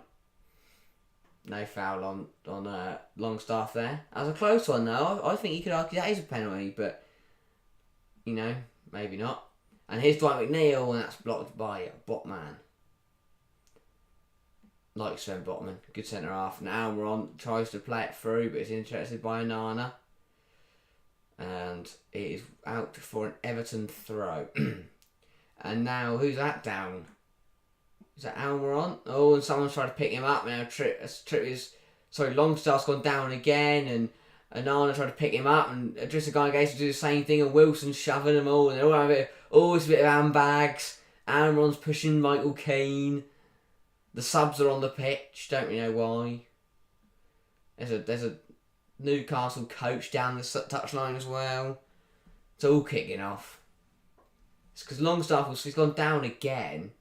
Clearly he's feeling some pain, but the Everton players are very annoyed by it. That's right. It's just a bit of band, bit of fisticuffs, bit of handbags. It's all right. Who's happening? Oh, Longstaff keeps going down. The Everton players keep trying to pick him up. I was hoping it was going to be like Anthony Gordon. No, he's not on the pitch yet. That's what we want to see, isn't it? Michael Keane plays it over the top to absolutely no one. Oh, yeah, no, out for a Newcastle throw. Hello. I might keep that on. Oh, lovely. You could do some talk. That makes it raw. Raw. It's not going to be a raw flapjack. No. But yeah, everyone, what have we been talking about? The game. Alright, fair This enough. game. Talked a little about Tottenham and United, but not much. Shouldn't be too long until that second half, but I haven't read any chat. Newcastle Cologne. Oh, well, we'll have a little look at chat then. Yeah, someone says it's raining in Manchester. Son thinks back to his childhood. Will be fire in the second half. Raining in London, yeah. But yeah. Imagine Bale at Wrexham. I'm turning into a fan. Rumours, isn't it, that it could happen? Saw obviously Rob McElhenney invite him to a little golf game on Twitter, but Bale then said which course. Yeah, I know. Ryan Reynolds then said, I think he said he'd tattoo any golf course onto the back on Rob's back to get Gareth Bale to sign, yeah, or something like that, or he'd build it, or he'd like get it shaved in his head or something. I can't remember. any of those would be very interesting. But yeah, Bale at Wrexham, I think it'd be sensational to see him in League Two. But I'm going to tear it up. make sure I actually get some flapjacks. But yeah, he would do well. I think it'd be an interesting story, and well, yeah, I like Wrexham. I know a lot of people hate them, like, oh, they've bought the league, and it's just how football works. Money makes the world go round, and it certainly helps in football, doesn't it? But yeah, in terms of that first half, then Tottenham are still shite. Nothing's changed there. United could have been more clinical. Tottenham missed a lot of chances as well, to be fair. So that's not ideal for Tottenham. I feel like they definitely could have scored in that first half, but yeah. Just missed a couple of chances, lacking that clinicality. That's sort of been the story of Tottenham's season, though, hasn't it? Richarlison, I thought, looked lively, but hasn't got himself on the score sheet. Hasn't really threatened the goal, but he's been getting involved a lot. And that, yeah, Newcastle here, well, seemingly having the measure of Everton. I mean, tonight's results would confirm United and Newcastle top four. What, confirm it? Not actually. I just think it will. Like, well, I mean, it won't be far off mathematically, because this would leave Manchester United 8 points ahead of Aston Villa with 2 games in hand. Oh, so it is mathematically. Well, not necessarily, because United could lose all their 7 remaining matches, and Villa could win all their 5.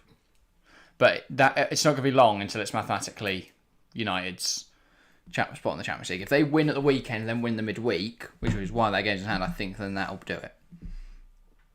If they've got Villa on the Sunday, so Villa to win that, suddenly everything changes around. So, and then obviously Brighton on Thursday isn't an easy game, as proven by Sunday's fixture between the pair. Not a good tackle from Sean Longstaff.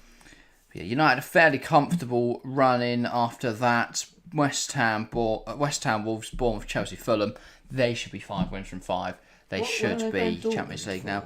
Dortmund club friendly in July. I was going to say. I just saw it at the bottom of the fixture list. I thought they like in some like. And we've also got Wrexham in July as well. Kieran Trippitt's not out with something. I don't really know what's going on. All we're seeing is him ranting at Sean Longstaff. He looks bewildered. Matt Target on the throw-in. I can't even. Matt Target actually started this game. We're going to give him a right. Dan Burn injured, right? Yeah. Or they're just rotating. Matt Target again on the throw. He's a capable left back, but he's not as good as Luca Digne or Alex Moreno. Okay. I know he used to play for Villa, but he's done alright at Newcastle. He looks a lot better. Yeah, but the point because the players around you are better. Since if he came to Villa, he'd look good as well right now. But he was playing with like El Mohammadi, who I love, and you know, Jacob Murphy's going to come on. I mean, he was brilliant against Newcastle, against Tottenham. So after Sunday's performance, this is probably the last face Everton want to see. Yeah, approaching the touchline. That's why him and Isak were both benched. They were brilliant. Is Joe Linton coming off? Yeah. He's a 3-point hole. We'll take it.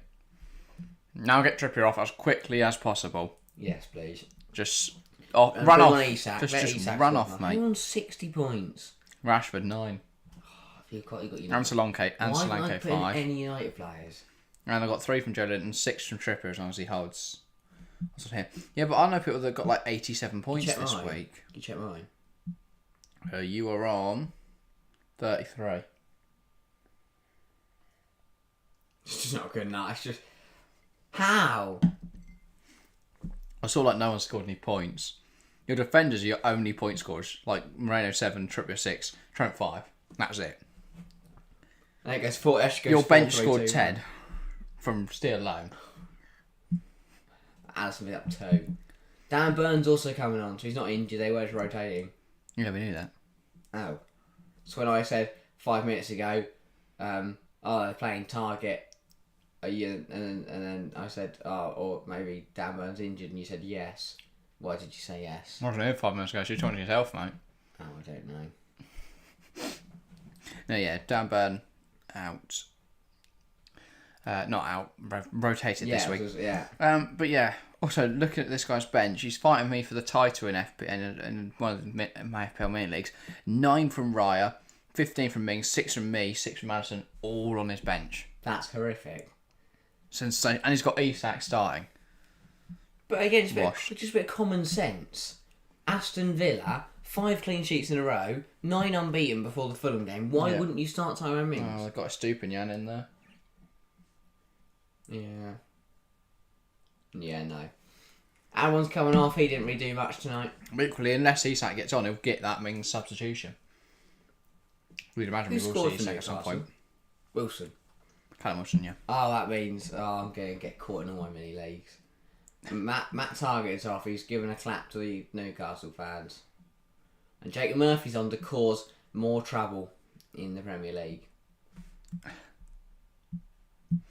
Jacob Murphy. I mean, if he scores another screamer, scenes.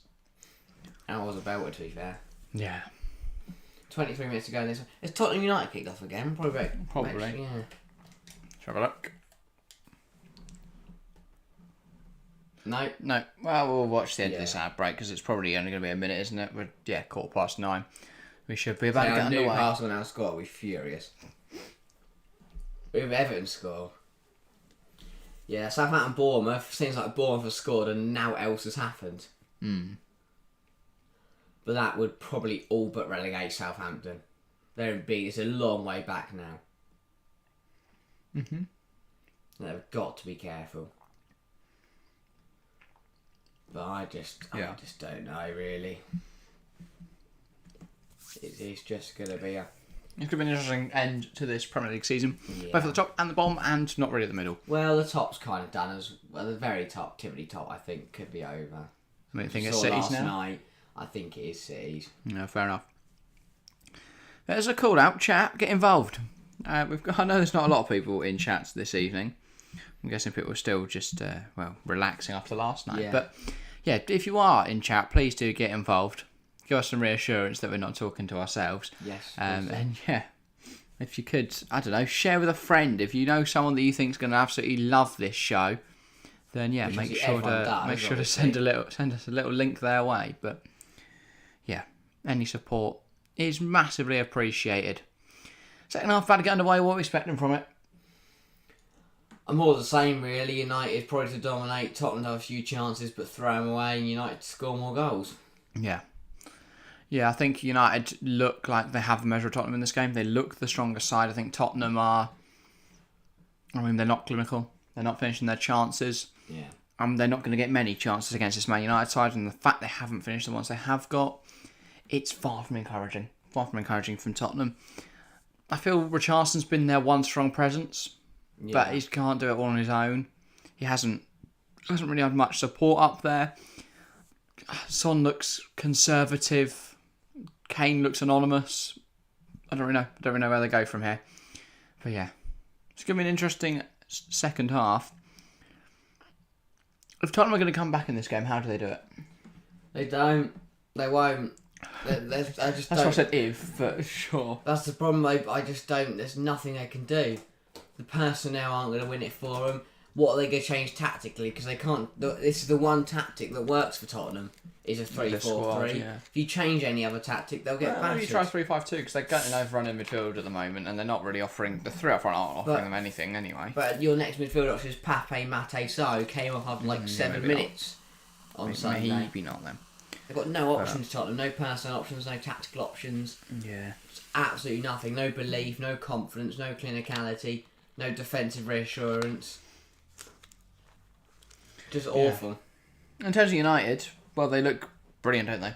And if you had to name a stand-up player, who would you say? Who's impressed you most in that first half? I don't really know. I wouldn't say anyone stood out. Sancho did look good. He scored. Maybe the 2 goal scorers, but apart from that, no one really stood out as an individual. Just an altogether, all-round decent team performance, really. I think if Sancho could put together a string of these sorts of performances, Newcastle, where he's able to cut inside and cause some havoc, we'll see who scored that in a moment. But if Sancho's able to put together a string of these performances, that'd be really solid. And yeah, they were denied by a big Nick Pope save just moments before. It's a Joe Linton goal. Newcastle score through Joe Linton. He didn't. It was Miguel Almiron off for Jacob Murphy. Joe Linton scores for Newcastle. Yeah, I'm just so good at FPL. I'm just so good. Tottenham about to get us underway for this second half then. Heung-min Son with the kick-off. He knocks it back to his centre half and Tottenham get us started for a second 45 minutes here at the Tottenham Hotspur Stadium. They're going to have to do a lot to overturn a 2-goal deficit in this second half. Can they pull it off? Just have to wait and see. People in chat, what are you thinking? Will Tottenham turn this around, or are United just the better side? Are United going to push on from here and, win comfortably? Make sure you get your thoughts in chat. Højbjerg. Now Perisic. Ball into the box. Sancho heads it away. That's going to go out for a Tottenham corner. You never know. Tottenham could surprise me in the second half. Yeah. They definitely could. Whether they will or not. I highly doubt it. Yeah. And they got a corner though, so maybe they could score from this. Ball in from Pedro Porro. It's at the near post. Hello. Of course, a bit of a problem there for Man United. Perisic in these corners is causing a few problems. Casemiro puts it out for another corner where they can have another provide another goal for it. Willock, by the way, with that assist for Joe Linton as Newcastle had a second. That should be them home and dry now. Yeah. Pedro Porro, ball in again, flicked away by Casemiro. Anthony trying to break away on the counter. Skip heads it down to Anthony to help him out with it. And then Anthony runs off the pitch. Return the favour. Now there's 2 balls on the pitch. Taylor's not happy. Kane's going to welly one off. And the big sign says... Levy out, banner unveiled. Enoch out as well. Unveiled by Tottenham fans. They're very unhappy with the situation at the club. And you have to say I'm surprised. Levy's just staring at it. He's just seen it. Yeah, fair enough. The focus of the attention's definitely been on Levy tonight. After 3-3 full-time score. Yellowstone, mate. That's bold. More chance of 7-0, I think. Skip. Uses his body well there to push the ball down to the surface, and Tottenham have possession. Here's Højbjerg. Don't know why Højbjerg keeps dropping into a back 3. And Alexander Isak on for Newcastle. 15 minutes to play.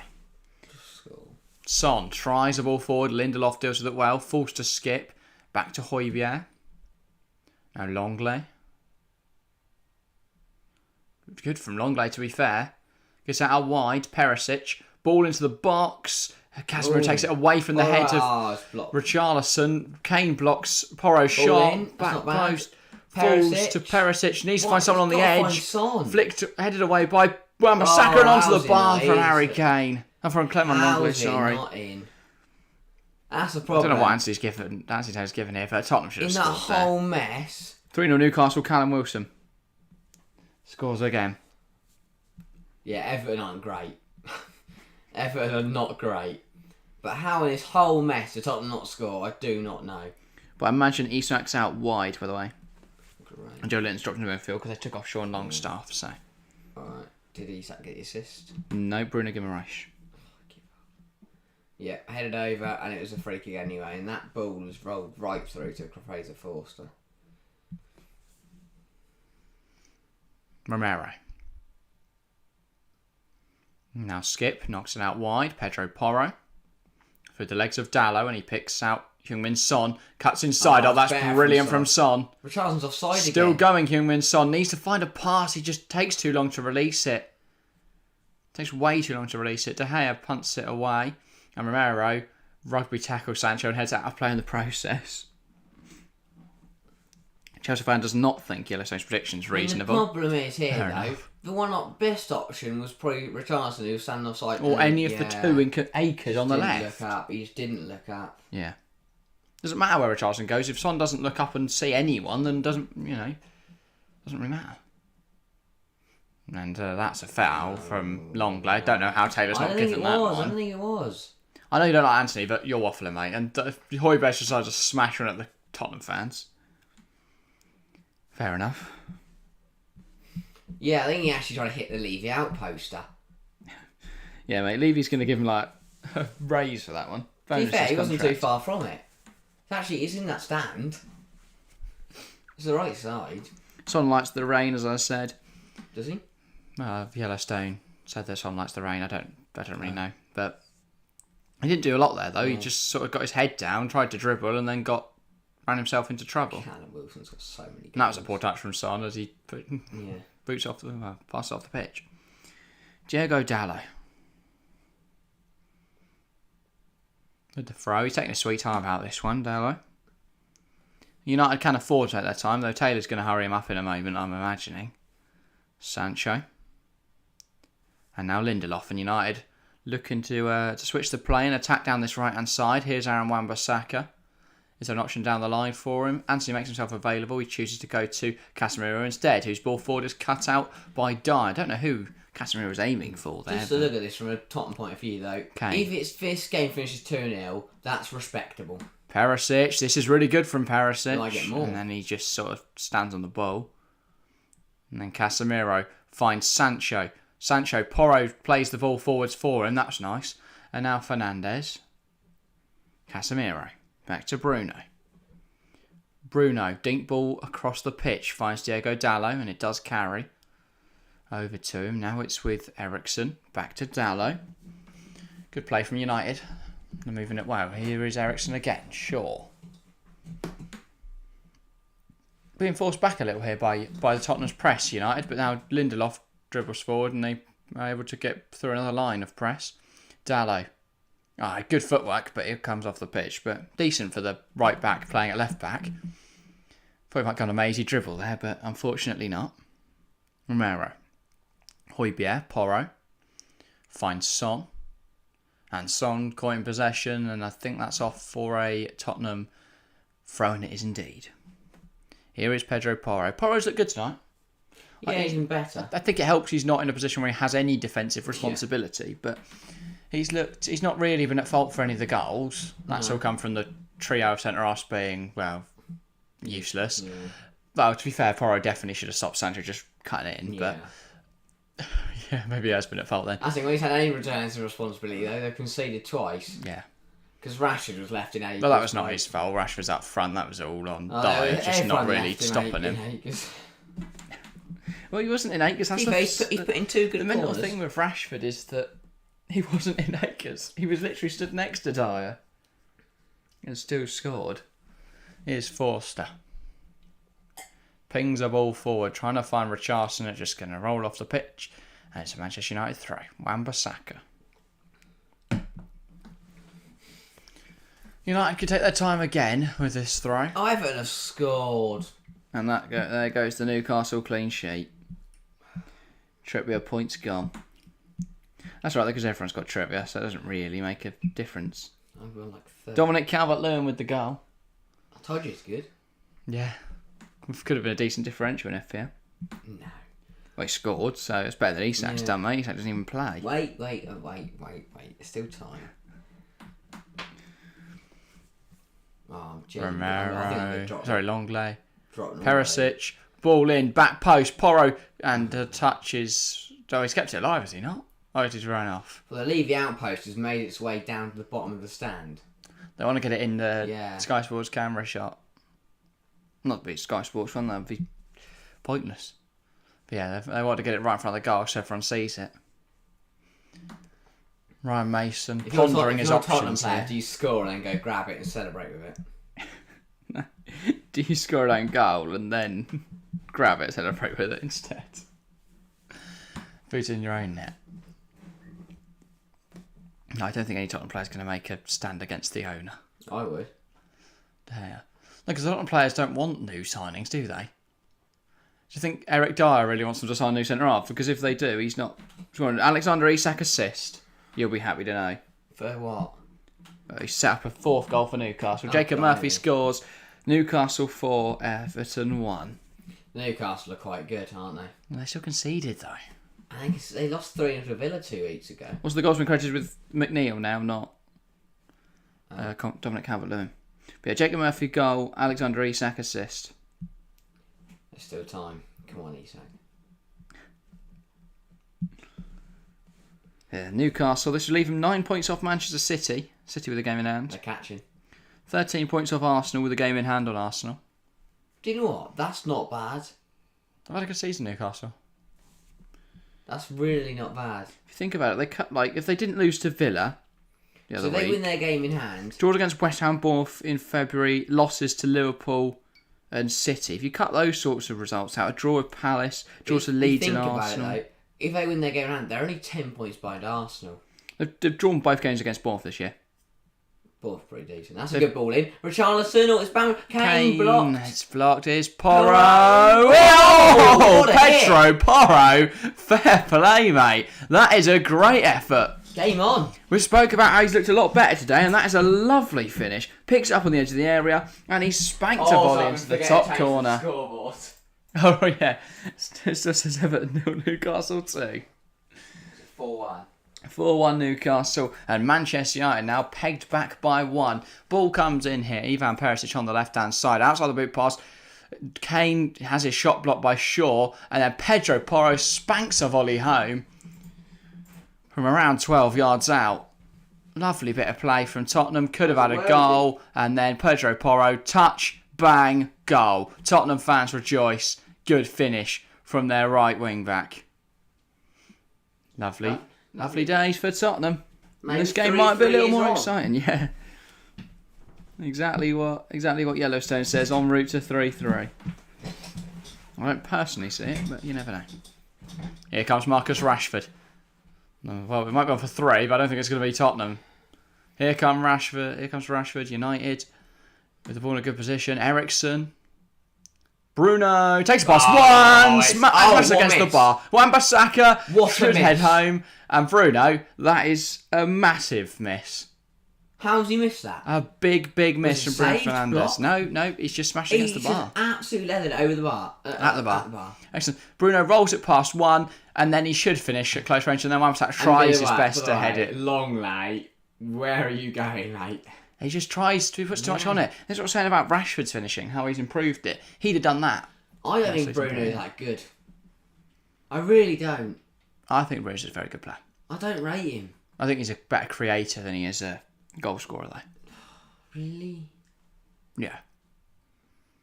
When's his last assist? Eriksen literally set up the Rashford goal with a brilliant ball forward, so brilliant ball home behind, so. It wasn't today. That was his last assist, mate. Yeah, I don't know. I don't really rate him. Okay. I think he's okay. No. I think he's rated too highly. By who? Everyone thinks he's terrible. I don't know his attitude either, and that really annoys me. His petulance. I hate people like that. It's like petulant little children. You're a grown man. Here comes Sancho. He's quite good. Jadon Sancho, he's a good player. Yeah. Here's Bruno Fernandes. Can he create something? No, he's going back with rubbish. That's Casemiro. See, terrible pass of Casemiro. Well, it's not his fault. Casemiro can't control the football. They can, but. Oh yeah, as I say. What's the worst? Brilliant ball through to Wan-Bissaka. Wan-Bissaka. He just gives it a Forster. That's nice of him. Once again, demonstrating Wan-Bissaka's lack of attacking ability. I don't think he had a lot he could do though. It's literally on being pushed to the floor. Kane got the assist for that goal, by the way. Got credit for the assist. So that's some points from people in FPL. I'm actually going to get. I'm going to be bottom of all my league. Matteo, what's the worst thing as a United fan? Being 2-0 up away. Yeah. How does? Boy, Longley is Equally, on they the were floor. 2-0 up at home. To Southampton equalise. Wow. Huge goal in Taylor's books. Should we find out who scored there? It's Che Adams in the 89th minute. Wow, that is huge. No, I think this has got Dom Solanke late winner written all over it. Personally, Lindelof in the book, by the way. Wow, Che Adams.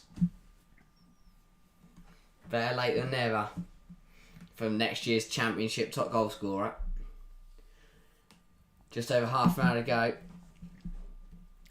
Next year, I just closed on what you said. Yeah, probably. Romero. Looking for Richarlison. Can't quite find him. How is that ball allowed to roll like that across the...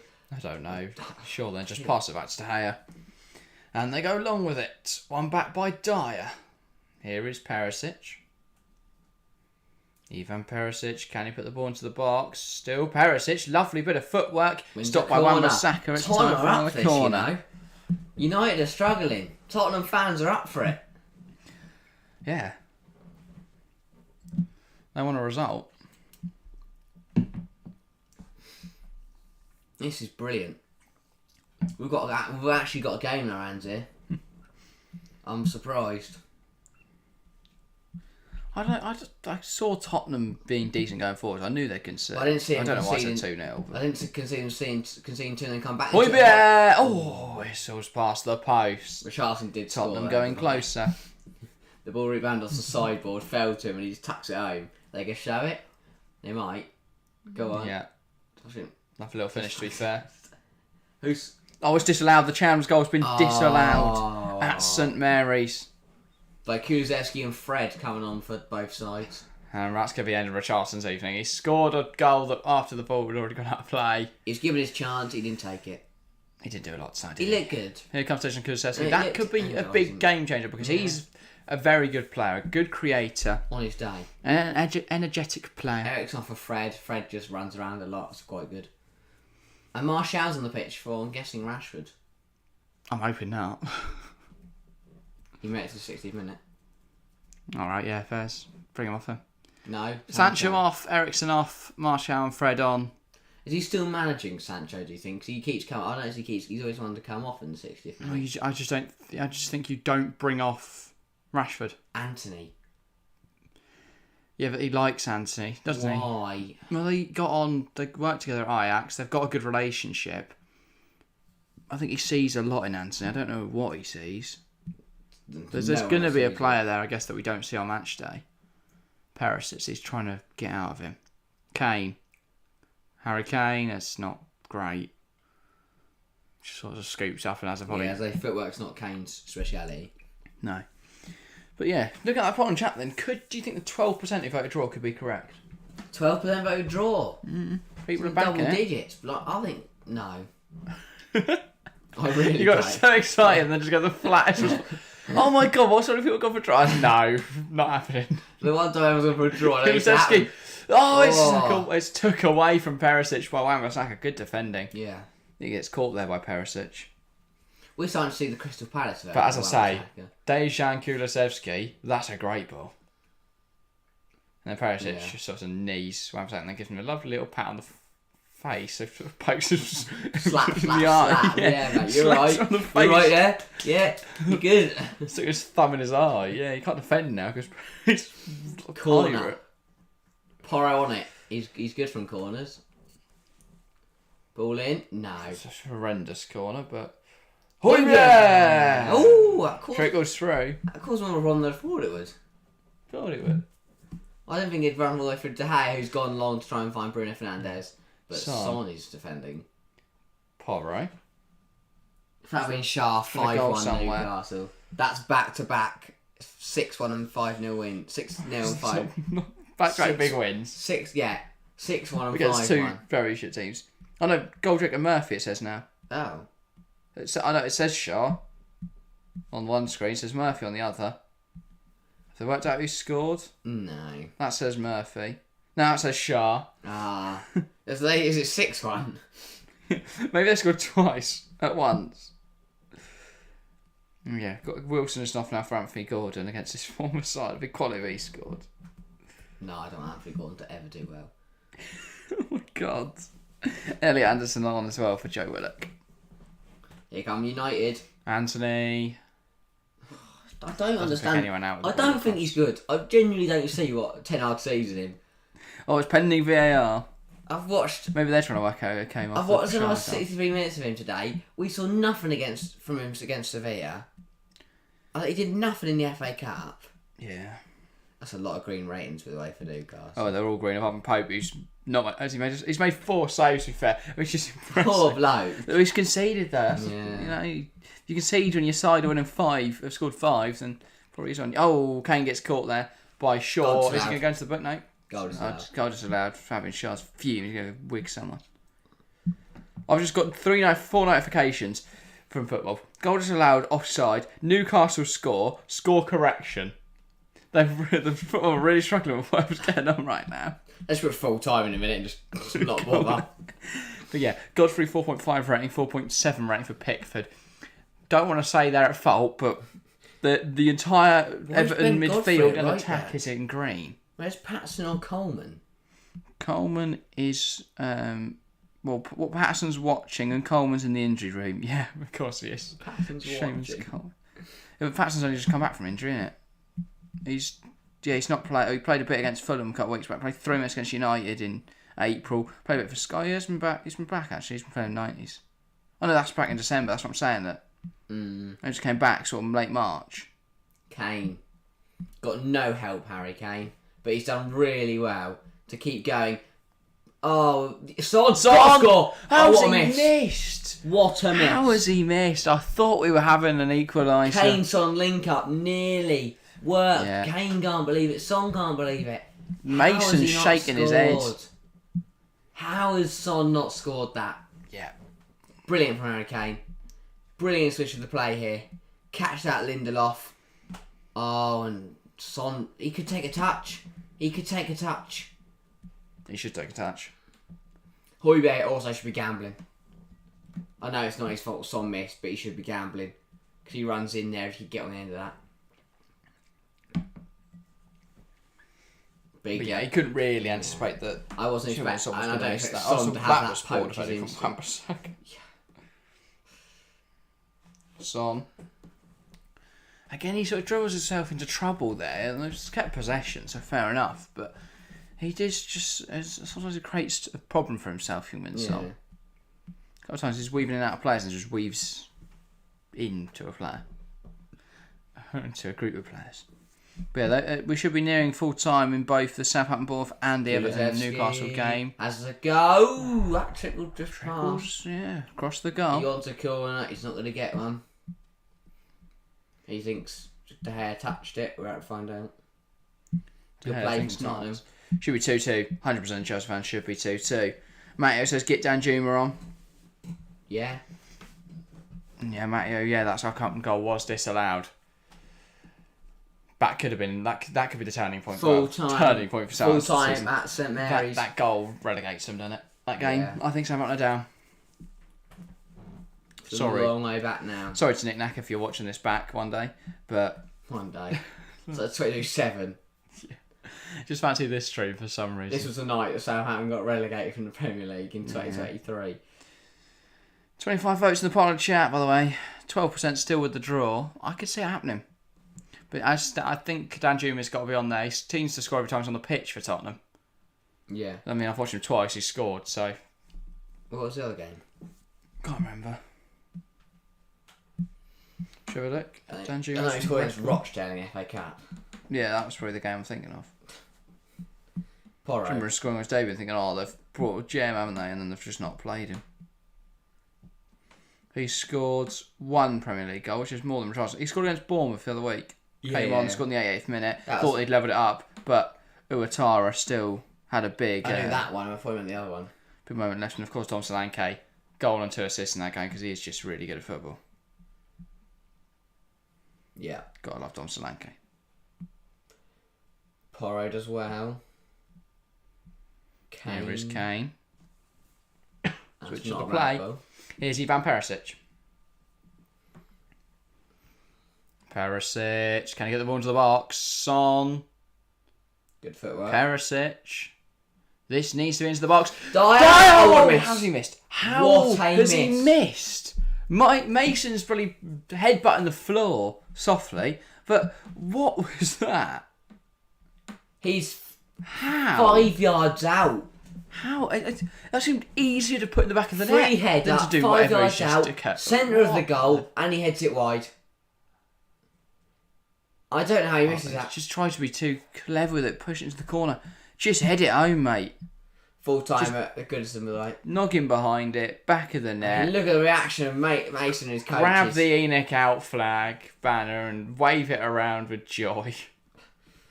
Fred, Martial, one back by Højbjerg. Now Casemiro Well, you picks think out how they not Martial. level? Fernandes, Rashford, that's brilliant footwork, and it's almost my punted in his own net by Skip. Good challenge there in the end. But I can't believe Dice not scored. How? How did Son not score? Then how did Dye not score? And the Romero. Encouraging, very encouraging for Tottenham. Long led chances, so many chances that they've missed. They have like 5 chances to level this game. The fact here, where Rashford's surrounded by 5 players, I still thought he was going to score, doesn't bode and well. Oliver Skip. Good, it's a wipes him great out. challenge. It's a great challenge It for Oliver is. Skip. He does also catch Rashford, who's now hobbling. Corner to United. 20 minutes to go. Bruno Fernandes. Can he lose the ball into the box? No, he's going to put it out wide, sure. He's offside, Bruno, and it's punched away by Forster, and that's Another out for corner. another corner. Not sure how Bruno was onside there. I don't know, but he's won a corner anyway. That's a good stop from Forster. Pushes it away. He does that quite well, Fraser Forster. He pushes shots away, but he doesn't claim anything. Weghorst and...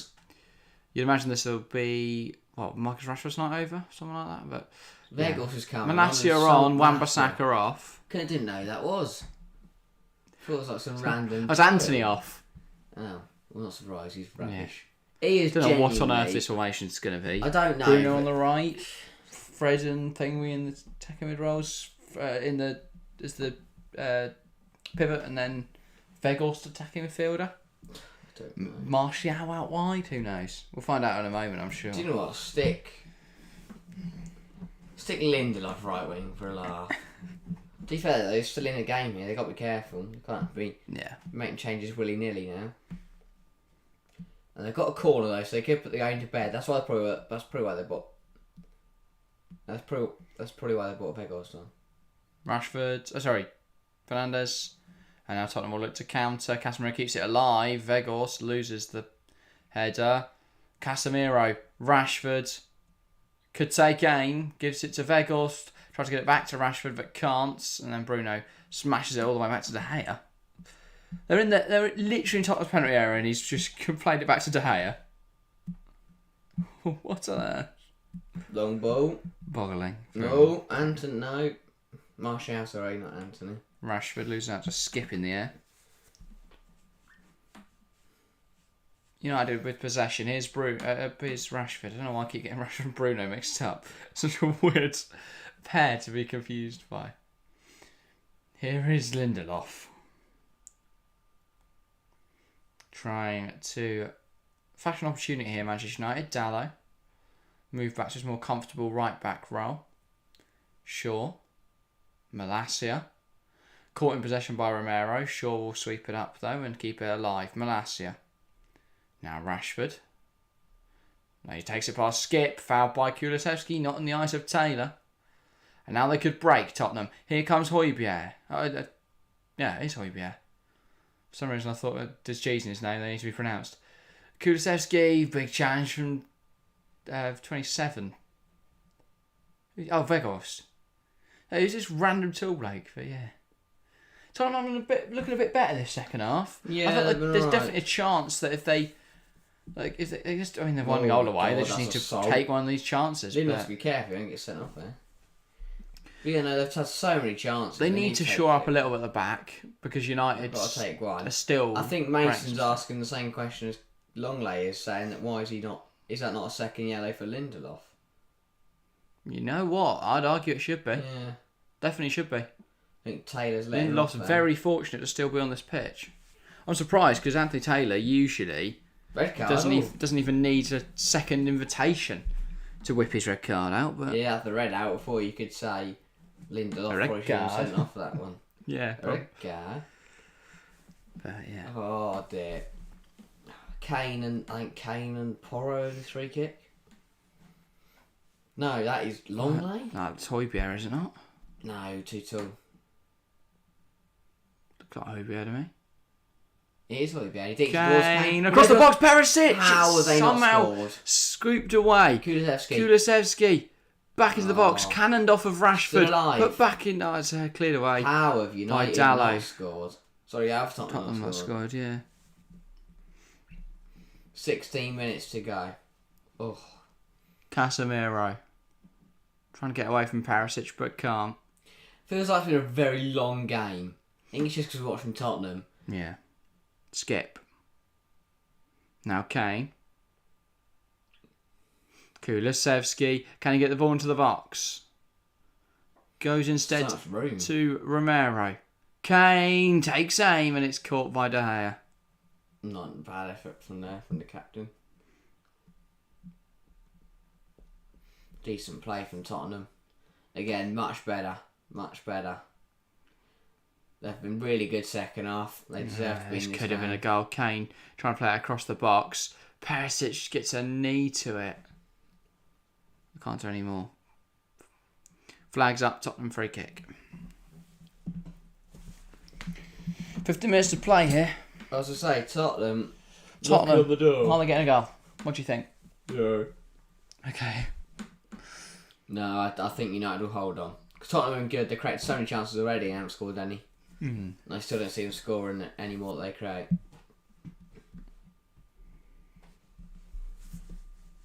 Now it's with Longley. Romero. Kane. Here comes Porro. Porro tries to find someone on the edge, but Casemiro with a big interception. Weghorst shakes off Skip. How's that a free kick? No. Skip runs to the back of him. And Weghorst just shakes him off like an ant. Because he's like Skip is now Weghorst and Romero are fighting before the camera cut. Nah, maybe there was a little bit of contact with. I think he does sort of elbow in the. It's his hands. Yeah, I don't know. And his face. It's a bit soft, but fair enough. Yeah. Matthew Taylor awards a free kick. Tottenham free kick now. Then decent position. They can ping it forward again. They can do something. Pedro Porro off, the goal scorer for Tottenham, and that's Arnaup Danjuma. Are they going 4 up front? Yeah. They're going to go to a 4-4-2, aren't they? Romero to right back or something like that. Perisic off as well. Who's coming on? Ben Davies, yeah, they're going flat 4. 4-2-4 or 4-4-2 for Tottenham now. Romero right back. Presumably Son up front with Kane. Danjuma left mid. Kulusevski right mid. Romero in at right back, I'm guessing. They're going for Højbjerg goes to Kulusevski. Kulusevski, ball in. It's another poor ball. Manasseh gets rid of it. Højbjerg kicks it directly up in the air. Why? And then pings it back to Forster. Spurs want this. Yeah, they're going for it. They know how much 3 points any points could mean at this stage in the season. And I think Mason wants to show that he is the right man for the job, of course. And a result now would be key. Would be huge in that. And that's what Ryan Mason's now trying to get to across to his players. Score, lads, because I want this job permanently. And Ten Hag looking anxiously down at his piece of paper and a pen. Writing on it. Oh, just go, fair enough. I like it. Jotting down some notes. And they're communicating well, this assistant's put his hand over his mouth They're all mic'd to up, mask aren't they? whatever they're talking about. One well by Casemiro. Now Romero goes back to Forster. Roy Mason definitely has a plan. I think Mason's just like sort of throwing attackers on to see what happens, but I guess that's a plan. To be fair, Mason did a decent job last time. I think he's a decent coach, and obviously he's got that understanding with this group of players. They seem to reciprocate his feelings towards the club. I also think they understand what he's looking to achieve whenever they go out and play football. But also they get on clearly. Like the players like him, if not he wouldn't be employed anymore. Because all the other managers tend to seem to have some massive bust out. When was the last time Tottenham manager didn't call everyone shite? Kane across the box. Son, it's home. Tottenham have equalised. It's Tottenham 2, Manchester United 2. A big goal for Ryan Mason's Tottenham. Kane puts it across the box. Son at the back post to tuck it home. Tottenham 2, Manchester United 2. Big goal. And Ryan Mason points at his head, probably telling the players to keep their heads in the game, or maybe Romero not to get sent off. Either or. Same sort of sentiment. Maybe that's what it is. Acceleration. But yeah, Precious Money, welcome to the stream. Hey guys, glad to be here again. Welcome, Precious. It's been a while, mate, but yeah, welcome. It's onside as well. Heung-min Son, good finish, no mistake this time. 2 assists for Kane. It is 2 assists. It's 2 assists for Kane. And yeah, Heung-min Son, actually, I mean, fair enough to Yellowstone, called it, saying Son would score. Is 3-3 on the cards. If there's any team that can create some late drama, it's that Tottenham get a late winner and then United score after that. Yeah. Or what they think's a late winner, but yeah. Tottenham will win, says Precious. Wow. Ooh. Maybe they will. 2-2 now. Have they got another one in them? Here comes Rashford. Going to try and create something by himself, but Romero gets there. I think the momentum's with Tottenham now. Maybe. Well, it should be. They've just scored. They scored twice in the second half. Can Tottenham carry that momentum into a big win here? What a response from Tottenham, by the way. Here's Fred. Last week. Now Shaw. Composed on the ball. You get the feeling that maybe Tottenham can nick this here. There's an atmosphere about the ground that, they've come back from 2-0 down. I think there'll be a belief amongst the players that they're on top. They can just get in the right position. They can find a goal. Bruno, dink ball forwards. Weghorst can't get there. United still with possession though. Martial. Now Bruno. Finds Weghorst. Fred.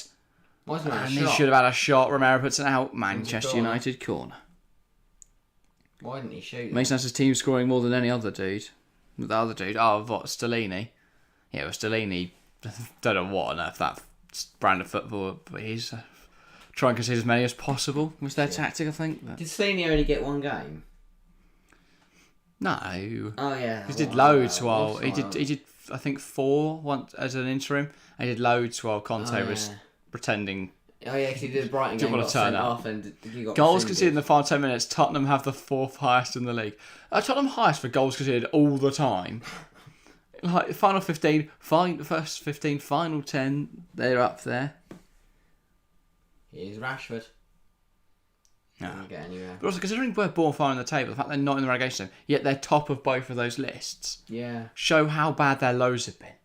Like that Liverpool loss 9-0, where they conceded a couple early and a couple at the end. By the way, Fiorentina versus Inter in the Coppa Italia final is confirmed now. How did Fiorentina win this evening then? Beat Cremonese. What a surprise. Or did they? I think they may have drawn 0-0, and the 2-0 from the first leg was enough to see them through. Because I haven't seen them score, but yeah. But yeah, chat.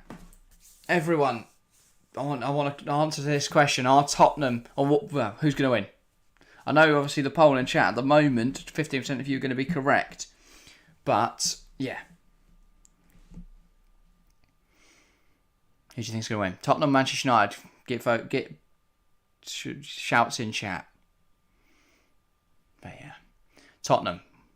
Ball 1, heart the pitch. Harry Kane loses the header. And now Shaw under a bit of pressure, but he plays out well. Casemiro, Fred. Poor ball out wide. Don't know what he's doing there. Romero now. Tottenham, could they create a chance from this? Kulusevski. Shaw gets there. Kulusevski blocks the clearance. Romero. Dejan Kulusevski now. Kane. Finding a way. Loses possession though. Weghorst. Martial, and he loses out. And that's a huge challenge from 15 Dyer. Here's Bruno. Bruno Fernandes. Can he find someone? Tries to get to Rashford. Does get to Rashford. Marcus Rashford. And the volley is just over the bar. Could have easily been a goal that for Manchester United. Could have easily. Definitely. They're coming close again. Both sides. This game's open. Both sides could score. Not bad that from Marcus Rashford. And that's a problem for Tottenham. Even if they are having these good spells, you just feel that even if they are able to come back in this game, United possibly have another goal in them as well. So Yeah. I don't know. Tottenham bottle a lot. Wouldn't be surprised if they managed to bottle this as well. But I guess we'll wait and see. Forster, ball long. Kane can't get to it. Son can't get to it. Dalot can. Now it's with Lindelof. And he finds Rashford. Big challenge from Romero, getting stuck in. Now Tyrell Malacia switches the play. Dalot. Bruno tries to play it across the box, but Dyer smashes it clear. Is Porro better right mid than right back? Well, he's just right wing back, isn't he? So usually he doesn't have to have much defensive discipline. Just bomb forwards and then get back in when you can. And there's going to be another 4 defenders back there. So if you do anything, you're probably all right. But yeah.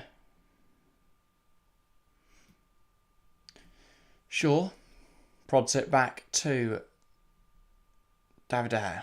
Now Malacia. Could go down the line. Opts to go inside. Here's Casemiro. Dink ball in behind. Rashford. Martial. And he's fouled in the box. United want a pen. Nah. He goes down in a heap. They're going to check. They're going to have a check.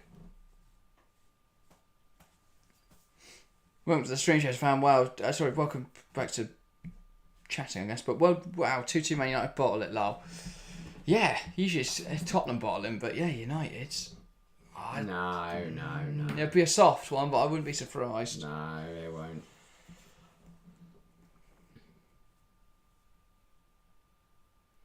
Kane down as well, feeling a bit of cramp potentially here. Yeah. Yeah, 5 minutes still to play. And I imagine there'll be some added time for all of this, but yeah, certainly still time for either side to find a goal. This will be a welcomed refresher for both sides as they push for a late goal. 5 minutes to go now, plus additional time. There's a chance for a winner.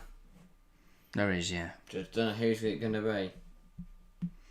Momentum would say Tottenham. Form would say Manchester United. Knowledge. Common sense would say United. Quality would say United. How long till United start diving? The problem is in this sort of era, this VAR era, you can't get away with diving, so it doesn't really benefit you. Yeah, sure, making a joke to his international teammate there. Son's gone off with Tanganga. Tottenham have shoring up for the draw. Oh, that's pathetic. Tottenham going back. Well, they have looked very porous in this fullback, so they probably will concede, but they're going back to a 5. Tanganga's coming on for Son. Advantage United. Less chance of conceding, more chance of scoring. Why have they done that? I do not know. Heung-min Son off. Playing it safe again. They're Heung-min. conservative. They're so conservative. Yeah, but a point tonight is huge. Mason wants to show he's got that game management. They can get results over the line for Tottenham. Have they put that Levy out poster away now? They're 2-0. They're drawing. They won't. But they'd only whipped it out when they were losing 2-0. It's not that out from the start. Here's Shaw. Rashford. Now it's with Lindelof. Kane spent so much time on the ground. About 2 minutes. So we should have a pretty healthy amount of stoppage time. Great. As United, it seems United are the ones pushing for the winner now because Tottenham are sitting deep in a 5-4-1. Just hoping that they can stop United doing anything. Rashford ball into a good area, stopped by Dyer. Now Kane. They could counter here. Tottenham, ball in behind. Is Danjuma going to get there? No, Dalot just about does enough. Danjuma's still putting the pressure on. Now Lindelof finds Casemiro. Here's Fred. United coming forwards. Malacia finds Fred. Now to Martial. Is there an option in the centre? No, has to go back inside. Here's Lindelof. Out wide. Dalot. Lindelof. Watch Tanganga score a worldie now. Yeah.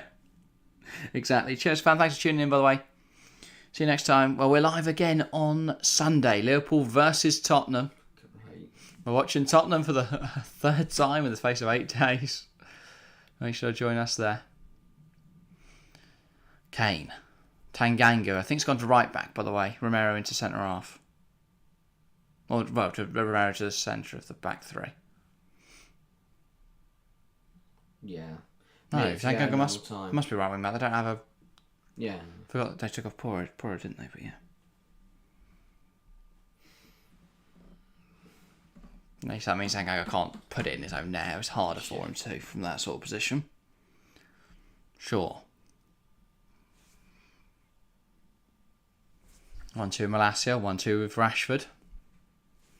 United hoping to create something here. Rashford tries to find Malacia down the line and he can't quite. Dyer sees it out for a throw. United going to put the pressure on though. Oh, Kevin Malacia went out for a goal kick. Fair enough. Fraser Forster is not going to be kicking this time. He's going to be taking time with this one. Not going to be kicking it anytime soon.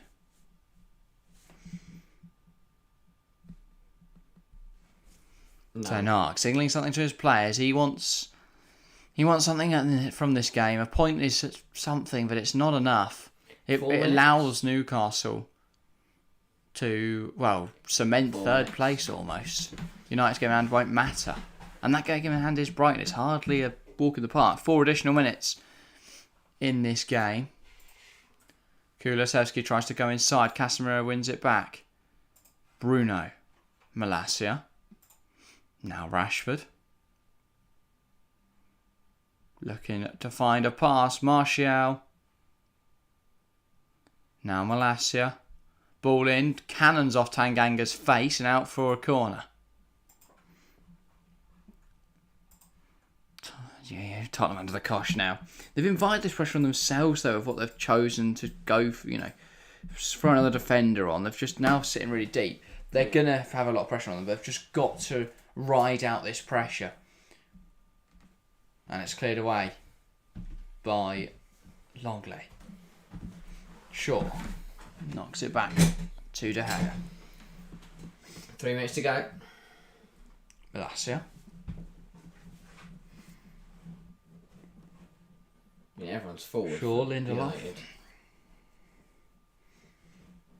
Nice turn from Weghorst as he finds Casemiro. Now Bruno. Casemiro. Dinked ball over the top. Rashford cut out by Kulusevski. Now Emerson Royale tries to go round Marcus Rashford and can't. Kane earns a thumbs up from Aquilina Mackenzie. Fair enough. He's done well. 2 assists to his name. Don't exactly what Tottenham would have needed him to. Here's Bruno Fernandes. Tries with the ball forward. Højbjerg cuts it out. Back to Bruno. And he tries to roll it through the legs of Skip. Skip wins it back. Lindelof plays it to De Gea. Skip and Kane are most advanced in the press. Harry Kane gets player of the match from BT. He's a show. I think he's probably going to get mine as well. But we'll do that as always after the match, because you never know. United might score here. Bruno. Martial. Fred. Now Shaw. Dink ball forwards. Casemiro wins the header, but it's past the post. That's a big moment. United would have needed the goal there. Yeah. Casemiro puts it past the post, but yeah, it's huge. Manchester United would leave them 2 points behind Newcastle, obviously with that game in hand, but there's a bit more pressure on them, especially they play Villa this weekend, Brighton in the midweek, as their game in hand. They've not got the nicest next 2 fixtures. Do they still play Newcastle? I don't think so. I'll have a look. No, they don't. But still, not the nicest fixture list in the world. And this would leave them 6 points, only 6 points ahead of Tottenham. They do have 2 games in hand on Tottenham, so they're probably absolutely fine. And this result also sees Tottenham go back ahead of Aston Villa. Yeah. On goal difference, somehow. 2 goal difference. That just shows how bad Steven Gerrard's reign was, because Tottenham literally lost 6-1 last weekend. Oh. Weghorst, Fred, it's blocked and it's wide. 30 seconds on the clock. Manchester United with a corner. Can they put it home? Lindelof's head. Yeah. Big block from Eric Dyer. I don't think he knew much about This it. is it then. This is the chance. The last set play of the game. Fred. Sure. They're playing it around him at Manchester United. Why is he not chucking the Rashford. box? Sure, he tries to do it that now. Romero tries to block it. It's up in the air. They can't deal with it. Flicked away, offside. Offside from Man United. Tottenham free kick. Forster's going to send this out of the stadium if he can. Over. There we go. Doesn't need to send it out of the stadium. Full time. Referee blows his whistle. Ryan Mason a point in his first game in charge of Tottenham. A big point against a good Man United side. Ten Hag will feel his side should have done better. They didn't kill the game off. And they've not ended up with the 3 points. Tottenham 2, Manchester United 2. We've been treated to a spectacle this evening. A very good game of football. Play the match just quickly before we go, Harry. Harry Kane. Fair enough. I will go... Probably Kane. I think Kane deserves it. The fact he was so instrumental. You know what? I'll go Pedro Porro. Played really well throughout. And then obviously got the goal which inspired the comeback. But yes, in terms of other stuff, Predictions goes out in the morning. So make sure to check that out when it goes live. We are live on Sunday, Tuesday and Thursday in the next 7 days. So join us for all of those streams. There'll be content throughout the week. And podcast on Wednesday. We're trying a new sort of format with that. So make sure to check that out when it comes out. Hopefully it is to your liking. But yeah, that is all from us today. Thank you all very much for watching. And we'll see you next time.